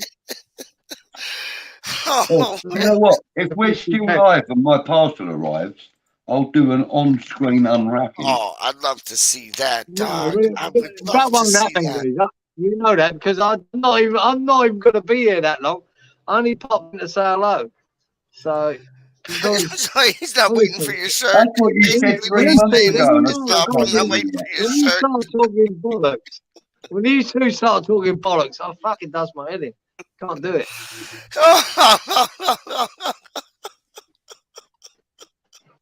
That's how you talk, though. Me and I BudgiE know. were actually talking I'm sense. allowed. Yeah, Dodgy, like I'm that's the how same allowed. you thing. were I'm talking just saying Thank you, I'm mate. bollocks. doing Dog. more. BudgiE, weren't we talking sense? You were laying down statistics on players. Like, Yeah, man. yes, Yeah, yes. man. Yeah, Oh, no, actually, sorry. do you know what What I'm saying we is, should recap actually, I that? should You know? rephrase that. Then. Boom. When you two start talking sense, which makes no fucking sense, I'm really bored. What is he Really on bored. about? What is he on This about? is better, right? When there's no sense. We were talking about Keen Lewis Potter earlier, and Yes, it's we were. very sensible. Yes, Yeah, he's all right. He's fucking all right, but he's got a double barrel name. I would never have the cunt. Fuck him up. Don't want him. Don't want him. That Keen Lewis Potter. That Keen Potter. That's Fuck a off. free. That's a You 3-barrel name, not fucking even a Potter. 2-barrel name. Who Get the it fuck right. did that come on? Something wrong with you. Wanker. There's something wrong with you. Fucking hell, Oh, you get a kid. If he signs for WeStHaM, that young kid's got to get 1,600 numbers on his back, cost him a fortune, yeah. because that wanker wants a double barrel name. BudgiE. KLP, that's all right. That's He'll be KLP. singing his Harry praises Potter. next season. He'll be singing his praises next season. So please remember this video. Please. Well, I'll tell you what I do know about that guy. Go on. What I do know about him. Yep. He's reasonably quick. He Yes. plays on the left. He plays on the Yes. left. Believe you me, I would swap Ben Rama for him in a fucking heartbeat. That's what Get we Ben say Rama out earlier. of the fucking club. Get that fucking wanker out of the club and get that boy in. Do I think? Let's put it this Do you way. know, What do you I've know seen what of his him, transfer market limited. value is? Kieran? Yeah, tell him, BudgiE. Tell him. Kieran, do you know what his transfer market value is? 18 Have a million, guess. I heard. No, How many? 18 million. He's 18? saying. 18. He's on the transfer market listing at 900 grand. Let's have it. Forget that. Let's He's have up it. for. If we want to buy him, it's 18 million. Okay. That's How what much? it is. How much you saying? 24. How much you saying here? 18 See, million. I said 11. BudgiE said 3, and I went in between. I think it's going to be No. like 4 or 5. The boy has been quoted. They whole want 18 million for that boy. They've been Robin quoted bastards. as saying they want 18 Robin million. bastards. Yeah, So yeah. forget that fucking silly money. He's 18 million. That's like asking Now- for a pound for a penny chew. Yes, sir. 100%. Yeah, And I think whether what you he's- said. I think what you said, BudgiE. If you put 3 million on the table and say take it or leave it, they'll take it. They'll take it. 3 million. Probably Yeah. not. I reckon he'll probably take nearer to 6 to 8. Okay, so my 11's coming back in effect then. My 11's coming back into effect then. We might. What I like, can yeah, do, But then again, What I see, can I tell you might is- just be, stubborn, Hull- deep in the middle and say, fuck off, you're not having the him. whole full club budget rate him as 18 million per player. wow. They want 18 million for that boy. So do you I think if don't we know, went man, 10? he's good enough. He's as good as That's what Paul they Ellsworth say. for that kind of money. Yeah, I agree. That's the comparison. Yeah, That is the comparison. Similar age. Yep. Similar ability. Yep. Left foot. To who, buddy? To who?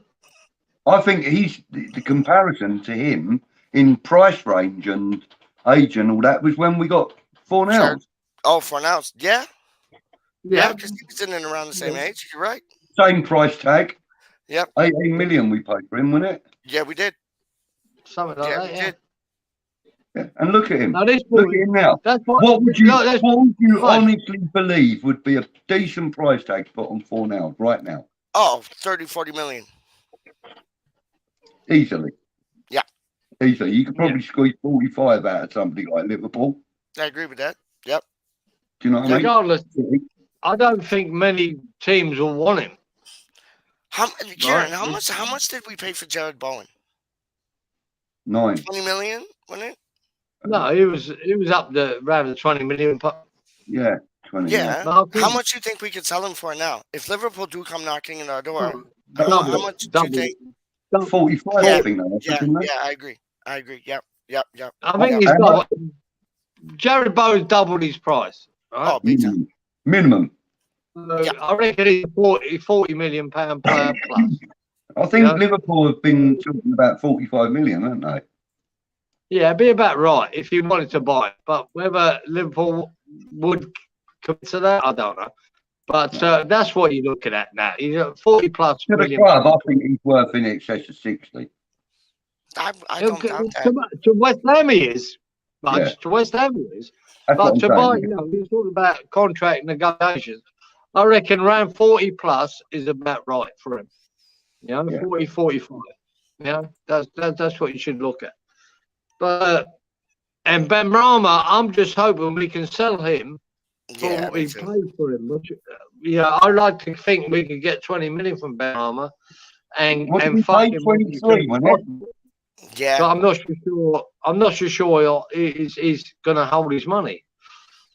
I think we could get rid of Benrahma for 30 million, Budge, because you're right. We did pay around 20 million for him. Yeah. I think we could. I think we could get around 30 million for him. 28. No, I reckon we'll stretch ourselves if we could get 25 for him. Do you? No, mate. We paid 20 million for Benrahma, and there's no way he's worth the same fucking money. No. If we got the same money, I think it was 22. I remember 22 million in my head. I could be wrong. But no, I think you're around right.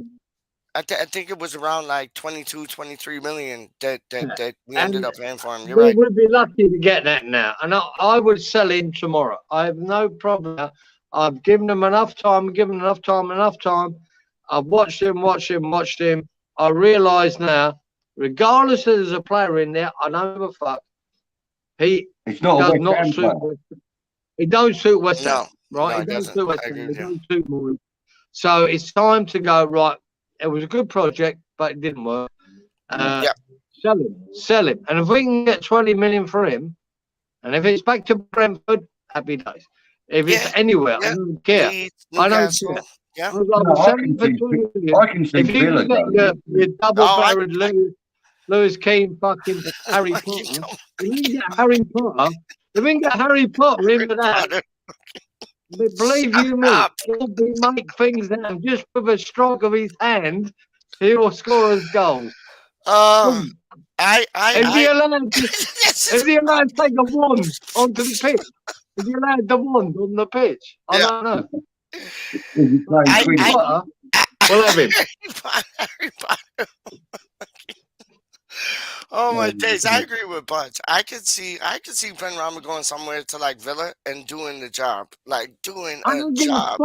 Be honest, PeacH. Where he go? I don't give a fuck.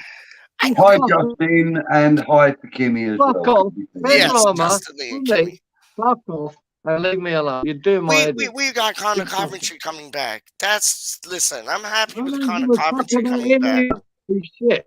He's shit. He's another one who's shit. No, he ain't good don't disagree with that, man. Disagree with that. I think he's going to do big things, big plays. Connor Coventry. Yeah, I think he is going to do big plays this season. Next season, sorry.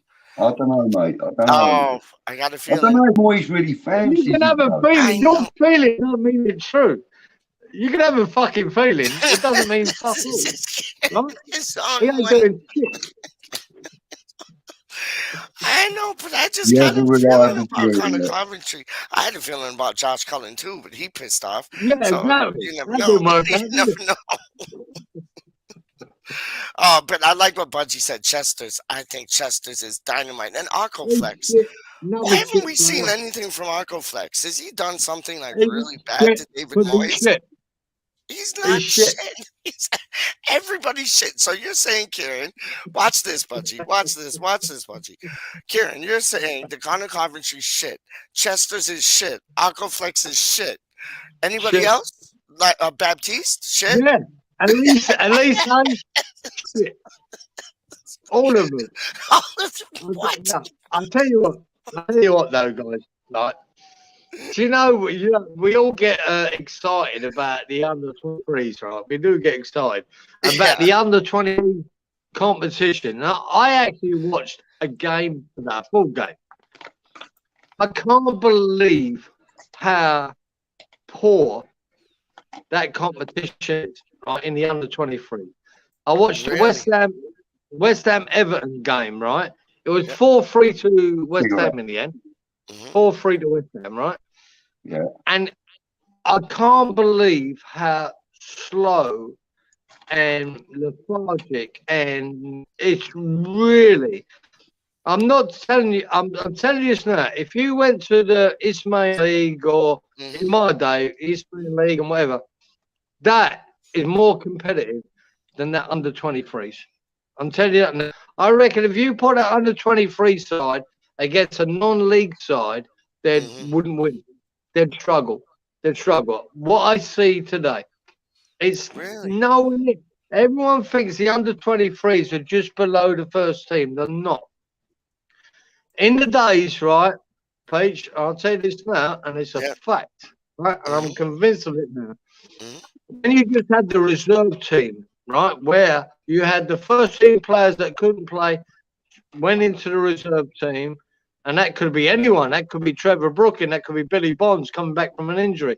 That could be anyone in that team. Anyone, even Bobby Moore, right? In the days of reserve teams, that standard of just a reserve team was so much higher, much higher than this under 23 team. This under 23s is a kickabout league. So the fact that I know people get excited about, the under 23 is doing well, they're in the Premier League too.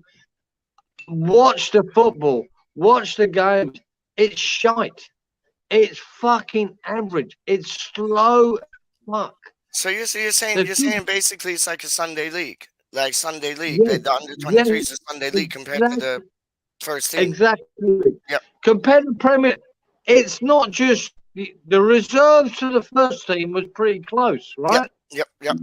This is 10 leagues away. Wow. 10 leagues away. Wow. The first team to the under 23s, and that's why Moyes is not playing them. That's why he's not, because they're nowhere near it. Yeah, that's the reason. You're right.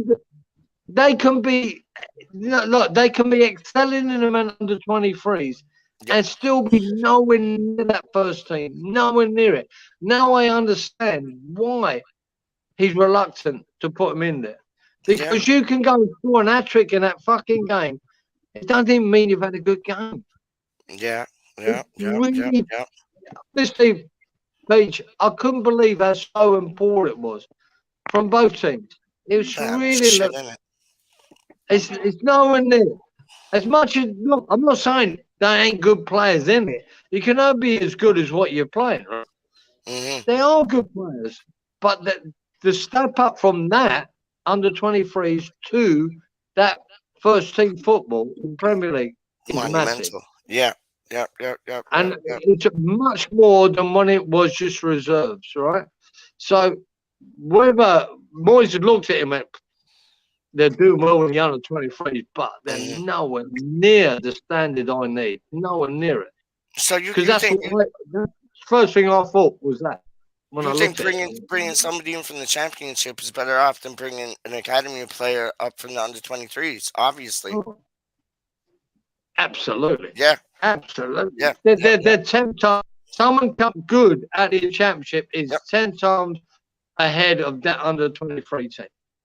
Now, there could be an exception. There's always an exception to that. Yeah. You know, Johnson's made it through. Yep. I mean, Perkins scored in that game I watched. Perkins scored 2 goals. Perkins scored 2 goals. But was he that good? Not really. That's what I'm saying. Like, would you rather go for a Perkins or would you rather go for Carvalho out of Fulham? Like, I think Carvalho out of Fulham would be more of a sure bet than Perkins in the under 23s. Really?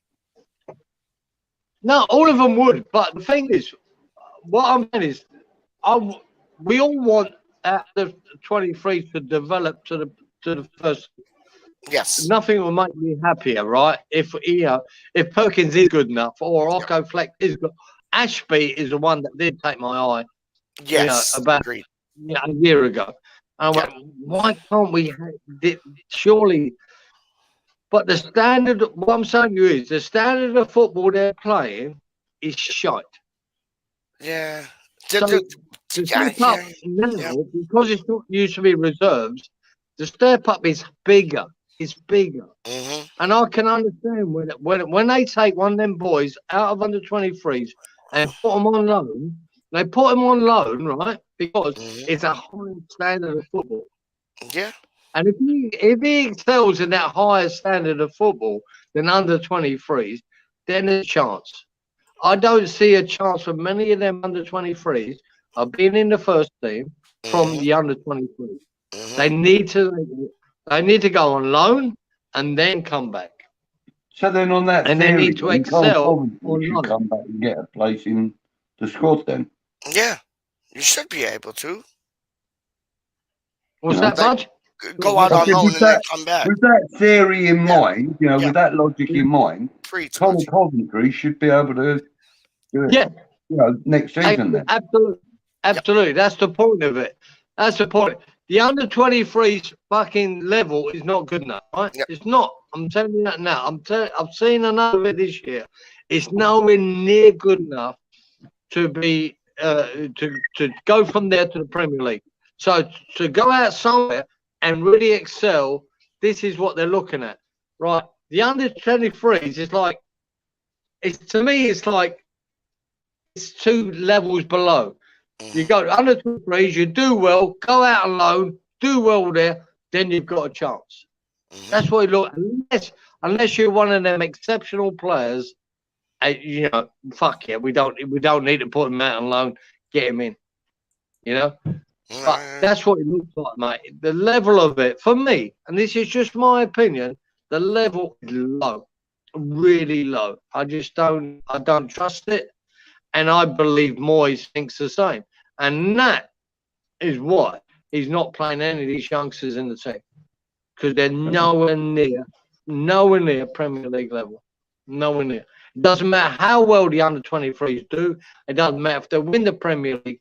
They're at a level that's fucking 5 levels below it should be. And I believe you could have amateur teams turn up and beat them.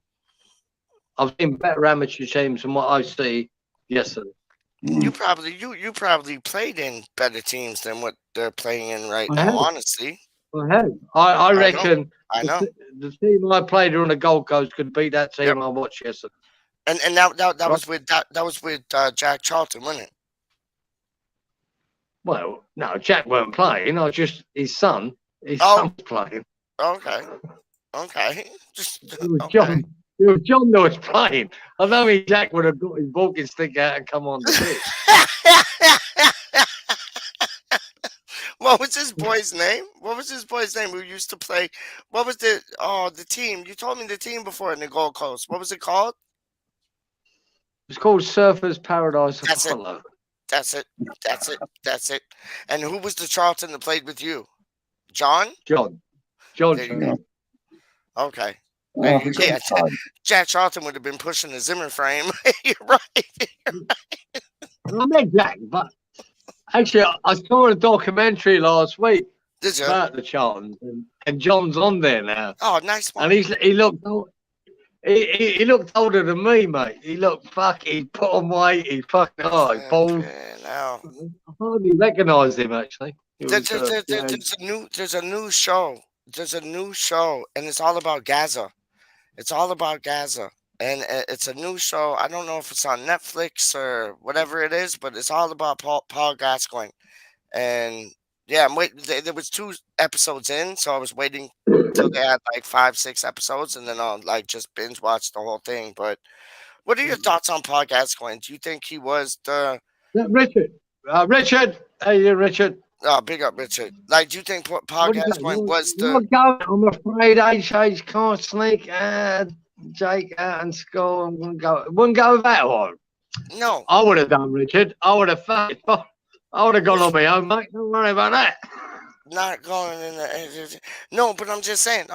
Like, Paul Gascoigne. yeah, thank you. Was he? He was the real chosen deal. one, wasn't He was the real deal. And BudgiE, do you still think Bowen can lace his boots? Because I don't think so. But Paul Gascoigne was the chosen one, right? He was absolutely phenomenal at what he did. Yeah. Jared I don't think Bowen has had. the I don't think Bowen can potential- step in his shoes. I don't think Bowen can lace his boots. And like At you said this before, moment in He's not time, meant to. probably He's not. not meant to. But you know, Jared Bowen has got the potential to be one of the best players in this country.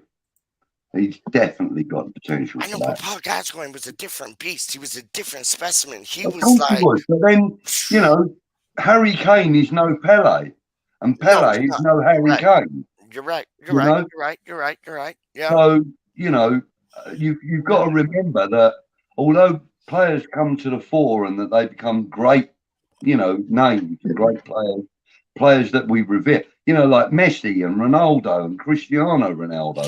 Yeah. You know, these players will never be replicated. Never. No, you're right. We're all individuals after all, you know. Yep. But you know, Jared Bowen has got the potential to be the name on everybody's lips. That's all I'm saying. Like Gascoigne was in his day, like Bobby Moore was in his day. You know, definitely Declan Rice will be spoken about in the same sentence as Bobby Moore many times. I agree with that sort of point, mate. I don't think Bowen has got that potential. I think Declan Rice, as you said. I don't think Bowen has. Bowen's got to end up being a good right attacking forward, right? 100. And he will excel. He's never going to be in that. But it's very unfair to compare him or put his name next to Gascoigne. That has nothing to do with it. Gascoigne was an exceptional talent. Yes. You know, really. What, you don't think Bowen's an exceptional talent? And you can't. These guys really were class. Serious players, yeah. Yeah, like Bowen's never going to be that. Bowen's going to be a great player. Never going to be in that club. Never. And you always know that from a young age where these players are. They don't just come to 26 or 27 and get better. They're just what they are. Them boys, Rooney was an exceptional player at 16. Yes, he was. Unbelievable player at 16. Yes, he was. You're going to eat your words in 2 or 3 years' time when he wins the Ballon d'Or. Oh, no way. Bowen? No way. Bowen will. It'd be lucky to get man of the match in most games. Let's put it this way: Dawson has beat him to man of the match in the last 5 games. Yeah. That's it. Yeah. Dawson ain't never going to be up for the Ballon d'Or because he ain't going to win the Ballon d'Or. He might bump into a door. That's about it. He might bump into a door. Get me off of the main screen. I did. I just wanted you to have your moment because I think you're talking a bunch of piss. Listen, Bowen Ballon d'Or? Never. Joking aside. Yeah. I actually have a lot of faith in Jared Bowen. I believe that he will be a top score player. I believe that if he never wins it, he'll be in contention for it. He can't not be. He can't not be. No, you get no. I don't want to hear Jared Bowen's name in the same context as Gaza or fucking Rooney. Thank you. He's fucking 100 miles behind them. 100 miles behind them. And did they win the Ballon d'Or? For now. No. Now. I'm going to score a hat-trick tomorrow. Ever. But he'll never be as good as fucking Gaza or Rooney. Never. Yeah, Rooney was exceptional. That's what opinions are for, mate. There you go. Varied opinions. Sorry, no, you're right. I'm just saying, it's never going to achieve it. Never. So what He'll be a better role model than Gazza ever was. At least he ain't a drinker. Yeah. Oh, guys, Definitely. piss hardest though. I don't think he can right that off, right? He might be a better role model than Maradona, but he's not going to. Shut up, you freak. Oh, yeah. Okay, so All right, okay. no, listen. I've got a question for you, Kieran. Oh, go on. You don't like double barrel? No, you're attacking me now. Are you attacking me now? Yeah. No. I've got a question for you.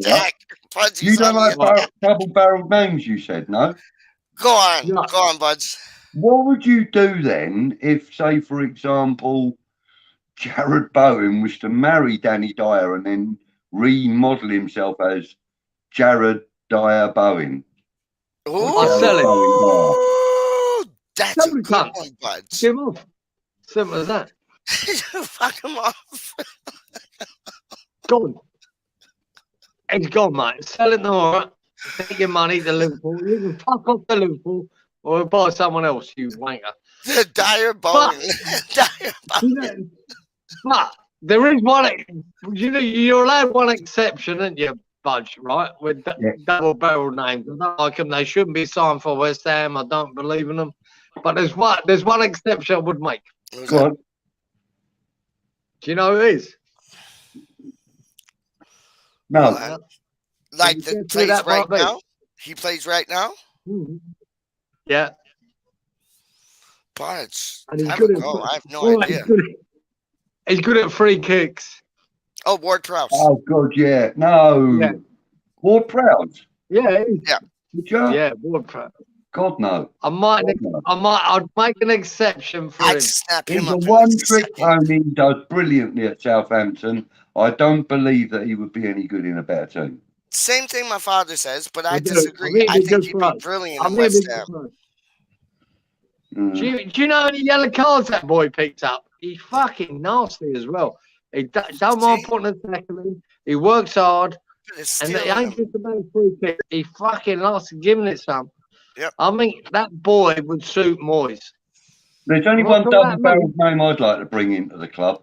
Go on, Budge. Go on, Alexander-Arnold. Oh, yeah. Stop the stop. It's not a double-barreled name. That's his name. You muppet. What? Oh, Alexander-Arnold would be an exception. It's not a double-barreled name. That's his name. No, two names. Alexander-Arnold. That's still double-barreled, though, isn't it, Budge? That's still double-barreled. Alexander-Arnold. It's on his shirt. Yeah, but that's just his middle name. I know, but it's on his shirt. Double-barreled like a double-barreled name on his shirt. He's just trying to wind you up. Oh, I know. And he's doing a good job. He's doing like an exceptional job. He always does. But Alexander-Arnold, I take him. I take him all day long. He's the worst right back. Oh, no, he's not. No, please, let me finish. He's the worst right back in the fucking Premier League, right? What? But as an attacking right back or right midfielder, wing back, whatever you want to call it, he's the best in the world. So right, the best in the world. The worst in the Prem to the best in the world. Now, I'll tell you now, Liverpool supporters will tell you the same. When it comes to defending, he ain't that good. But the thing is with Liverpool, he doesn't have to do that much defending. Right? It's all about him getting up the line and banging stuff over. Oh my Lord! I take him in a second. He's the best attacking. He's the best attacking right wing back I've ever seen. So he's the total opposite to Matsuaku. He's the total opposite to Matsuaku. Like, because Matsuaku's shit in the back. To be fair, though, shit going forward. But in the middle, he's brilliant. He had a good game the other night. He did. He had a very good game the other night. Well said. He did. I'll give him credit, but he had a good game. He did. He done all right. I'll tell you what, I think, I know we've not talked about Chelsea, man. I don't want to go into it.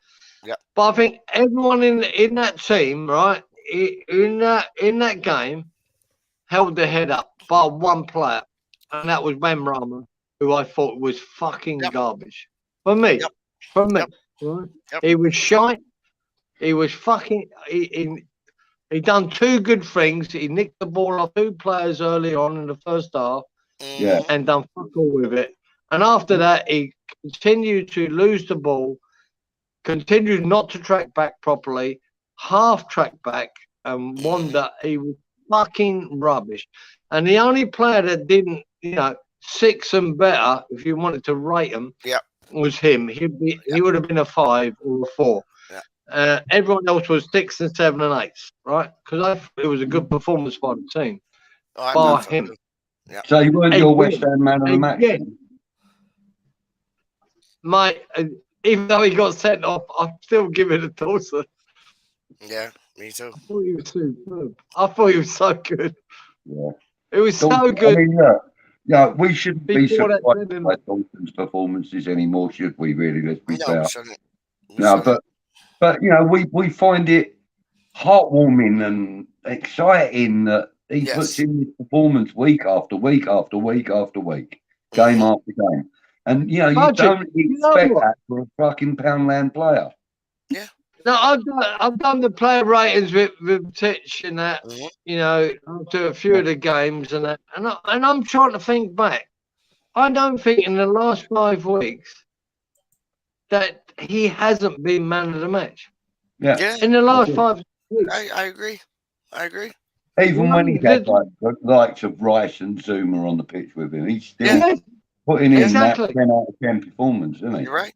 Unbelievable. Yeah. I think he's been the man of the match for the last 5 fucking games we've played. Yeah, and he got sent off there, and it's not just me saying that. Lots of people say that. Yeah. He got sent off, but I still think he was man of the match. It ain't just me saying that. I believe that too. I agree with you. I agree with you. Yeah. I agree with the both of you. Yeah. He was so good up until that moment. Yep. But I will say this, right? Before all these fucking let's get this fucking cleared up, right? Go on. The sending on, right? Definitely a penalty, yeah. He pulled him back. I don't think so, but I just think he was trying to get him off his back. I'm going to shoot you in. Right, I'm going to shoot you down. Right, forget what you fucking. He wasn't the last man back. Cresswell was. Cresswell was the last man back. He wasn't. Right. He got pulled back in the box. Nope. In the box, right? The contact happened before. It doesn't matter. It doesn't matter, right? I'm going to tell you about the letter of the law. Okay, he pulled him back in the box. It's definitely a penalty, right? Cresswell is getting nowhere near it. If he doesn't pull him back, it's a one-on-one with him and Fabianski. So pulling him back is denying a goal scoring opportunity. It's a sending off. There's no ifs or buts about it. It's a sending off. All right? And I knew it as soon as it happened. When he gave him the yellow, I was surprised, right?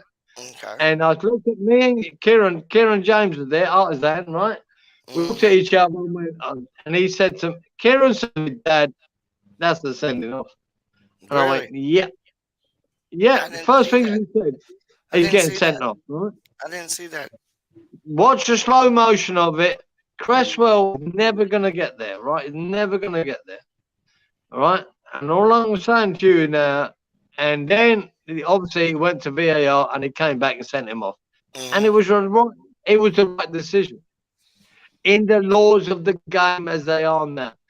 Was it a bad, did he just drop his legs as soon as he tugged in? Yes, of course he did. Was it a much, that little tug, was it enough to make him collapse on the floor? No. But he's a centre forward. He knows how it works. He went, right, you pulled me. I'm dropping my legs. I'm going to get a fucking penalty out of this. And he did. He got a bonus when he got sent off. Because he denied. That was a goal-scoring opportunity. If he hadn't pulled him, he had a goal-scoring opportunity. That's it. That's how the rules work. Did he deny a goal-scoring opportunity? Yes. Now, all these other people that are talking about double jeopardy, right? Double jeopardy only works, right? Only works if you're going for the ball. If you go for the ball, miss the ball, take the player, right?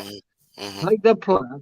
You Change might the get a angle, yellow talk card, about right? this. You Yep, might yep, get a yellow card because you actually made an attempt for the ball, yep, right? And not a red. He yep. had no intention of going for the ball because he dragged him back. There's nothing to do with the ball. So that doesn't count the double jeopardy. If anyone's confused about that, it doesn't count when you're not making an attempt for the ball. So all he did was drag the geezer down. He went down. Was he going to have an attempt on goal? Yes, he was. It would have been him and Fabianski. My problem with it is if Dawson had let him go, I think Fabianski might have saved it. But we'll never know that, will we? No. For me, it was not in the rules of the law. It was a definite send off. Right, it has to be sent off, and it was a penalty. So the referee got nothing wrong there for me. As much as it hurts, he got nothing wrong. Yeah, and if it was up the other end, I'd expect the same. So, yeah. Okay, what Had about it been at the other end, would we have got the same? I beg your pardon, Clive? Had it have been at the other end, would we have got the same? I don't think so. I'd like to think so, Budge. I'd like to think so. I don't think we would have, though. I think it would have gone to VAR, and then 10 minutes later would have come back. Oh, no, it's all good. No penalty, no red card.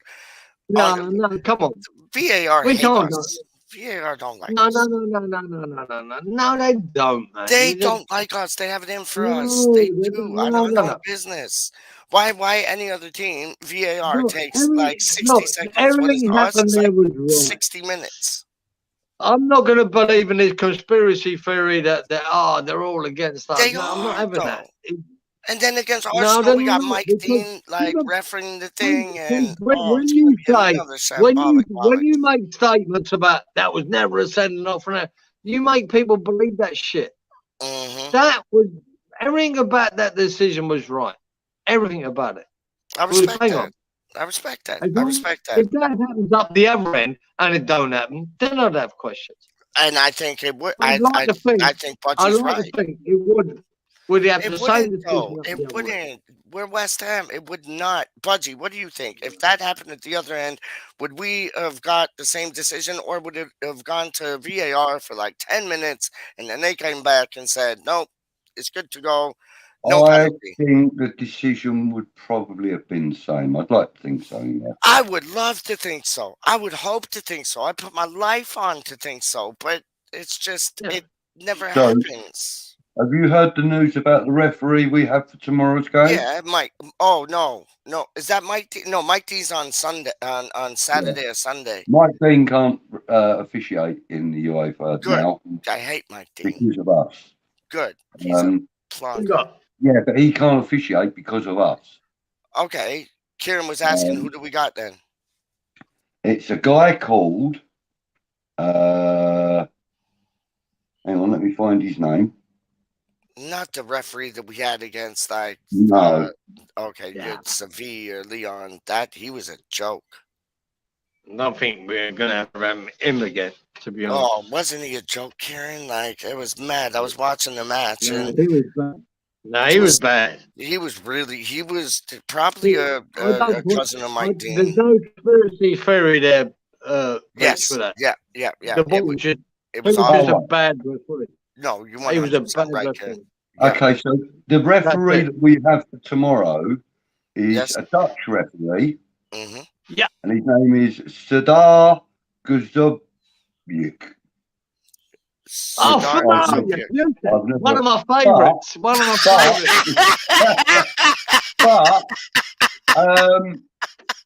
he, in the last 34 games, he has dished out 143 cards. Fucking hell!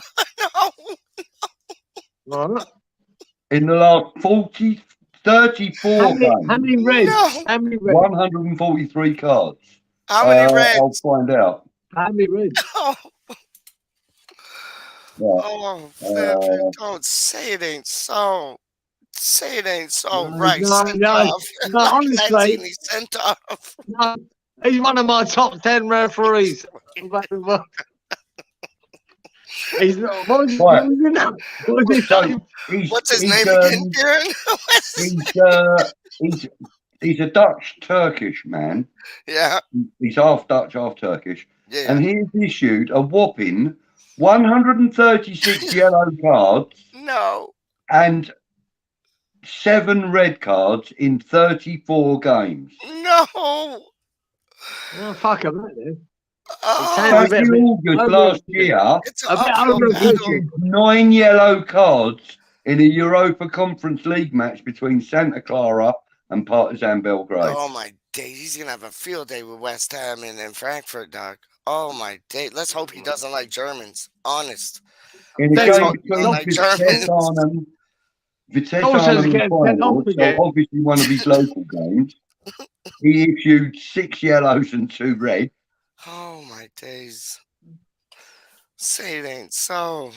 What? He's in charge of the Europa League game for Rangers' 3-0 win over Red Star Belgrade last month, in which he dished out 6 yellow cards. Oh my goodness. There goes our best players like for the final.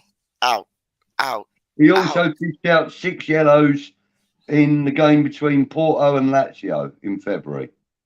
Oh, we need to score a lot of goals. He hasn't issued a red since November. Yeah. And West Ham need to make sure they don't give him any reason to change it.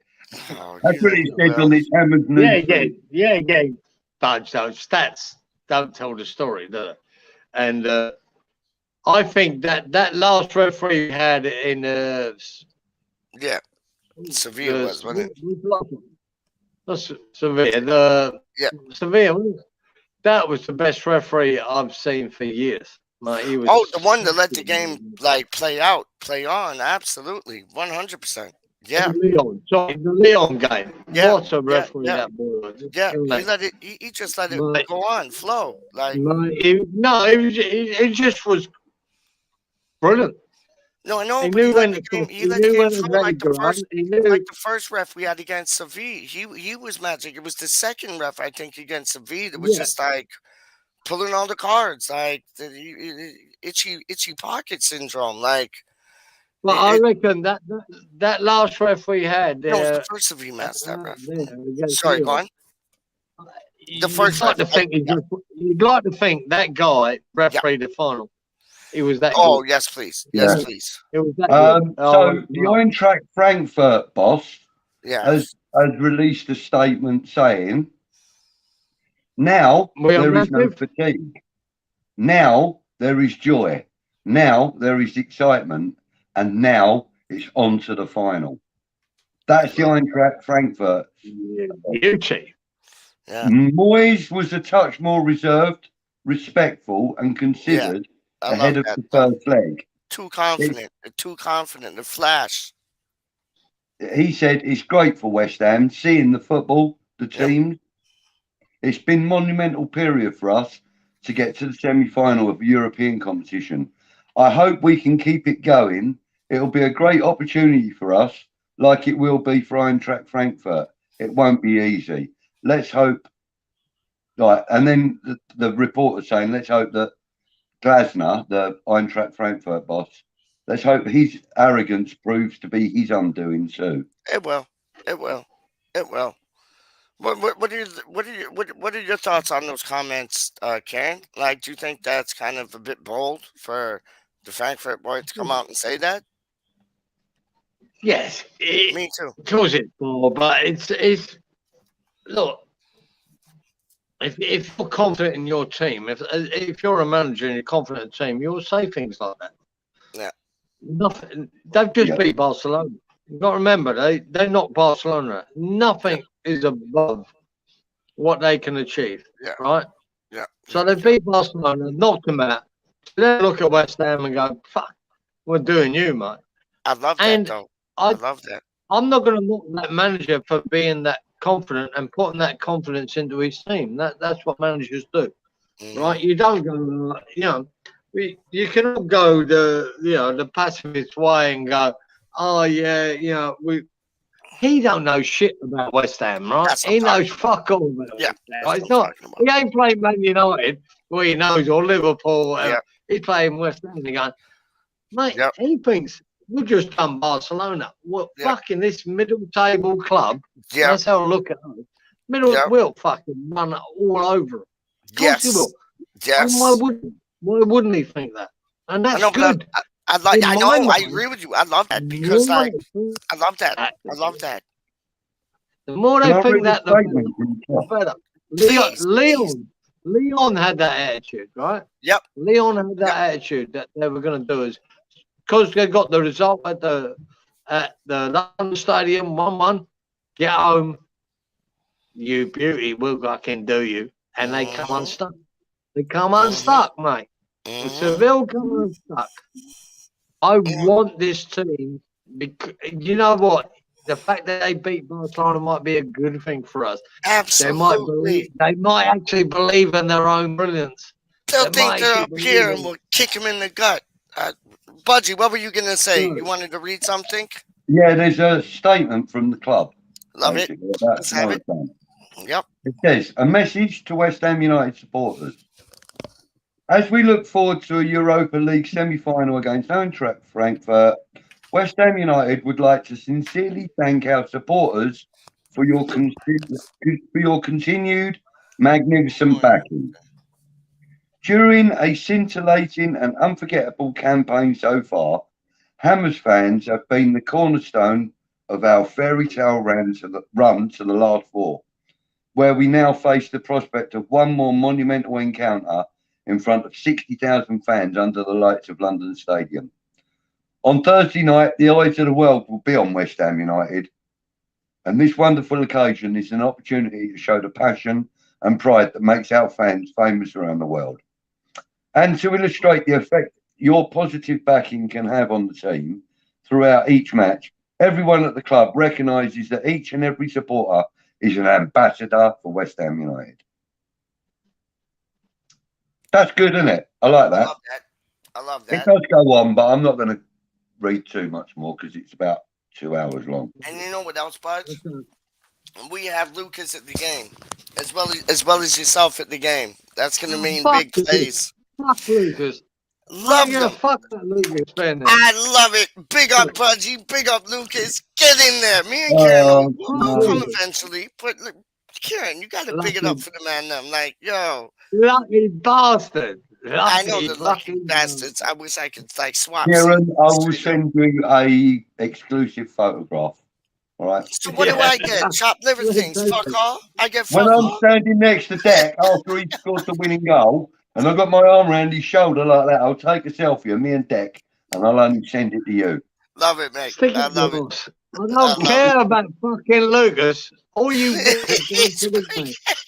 I told you, I sent my heartfelt message and none of you fucking answered it. So you can all fuck off. Right? Right, listen, guys, I'm going to have to get off because I'm going to go and... You're standing next to Lucas. You won't be standing next to Lucas when we win, will you? I didn't say Lucas. When I'm standing next to Declan. Yes. You got nowhere near Declan, you fucking dumb. Here we go. Fuck off, you weirdo. Get back to Crawley. I know all about you, mate. You know, I'm better off back to Gatwick. No, look, I'll tell you what, I won't say this though, right? I would cutting Lucas off there. I'm so delighted for the boy. I know. Over there. I know. Oh, man. How good is it going to be for that young man? And that young man go and experience that. That'd be fantastic, man. He's not going back I'd home. be a great trip. Yeah. No, I hope Lucas goes on a really good trip and a fucking, and he's going to meet lots of people, you know, and he's catching up with Affers and Becks and everyone else there. Probably Anton, yourself, Happy. Oh man, it's fantastic for him. I'm really, yeah, it's gonna be well done. Well done, Lucas, for going, and I'm delighted for the boy. I hope he has a great time. I hope he has a great time. Yeah. He's buzzing, just like even buzzing. Though I'm a little bit jealous. So Oh, I'm fuck full out him. jealous. I'm full out jealous. How do you mean? BudgiE, Lucas, all happy, all going, dog. I Like, hope he breaks a fucking ankle. I hope he breaks an ankle when he's on the steps and we score a goal. And he comes out and he's about 6'4", and all no, his you weight don't. falls on his No, ankle. you don't. You should If he snaps it behave. in the ground, right? I wouldn't be that bothered. It wouldn't bother me that much. No, but because he said that, that's not going to happen now. I'm So the one everything's likely to cool. break my ankle. I know. That was disgusting. Yeah, he can do what you want, Budge. He can collapse and fucking hit the.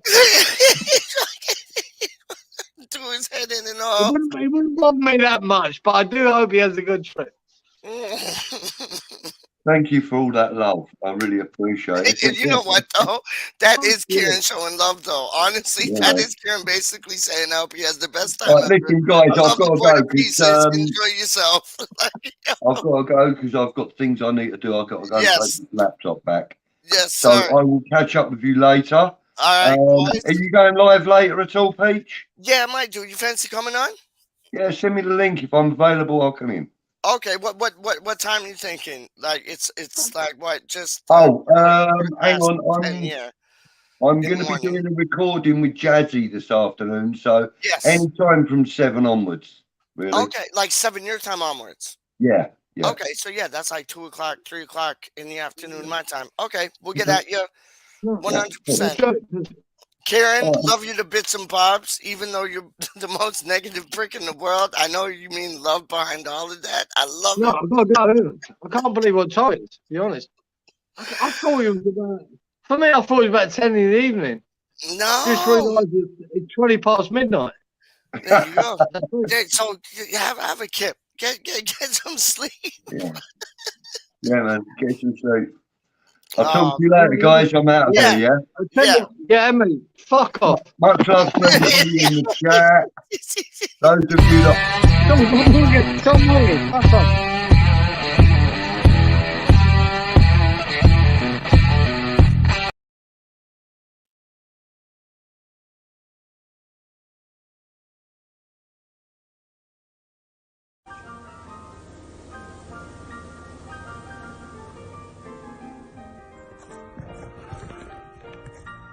We are fucking massive.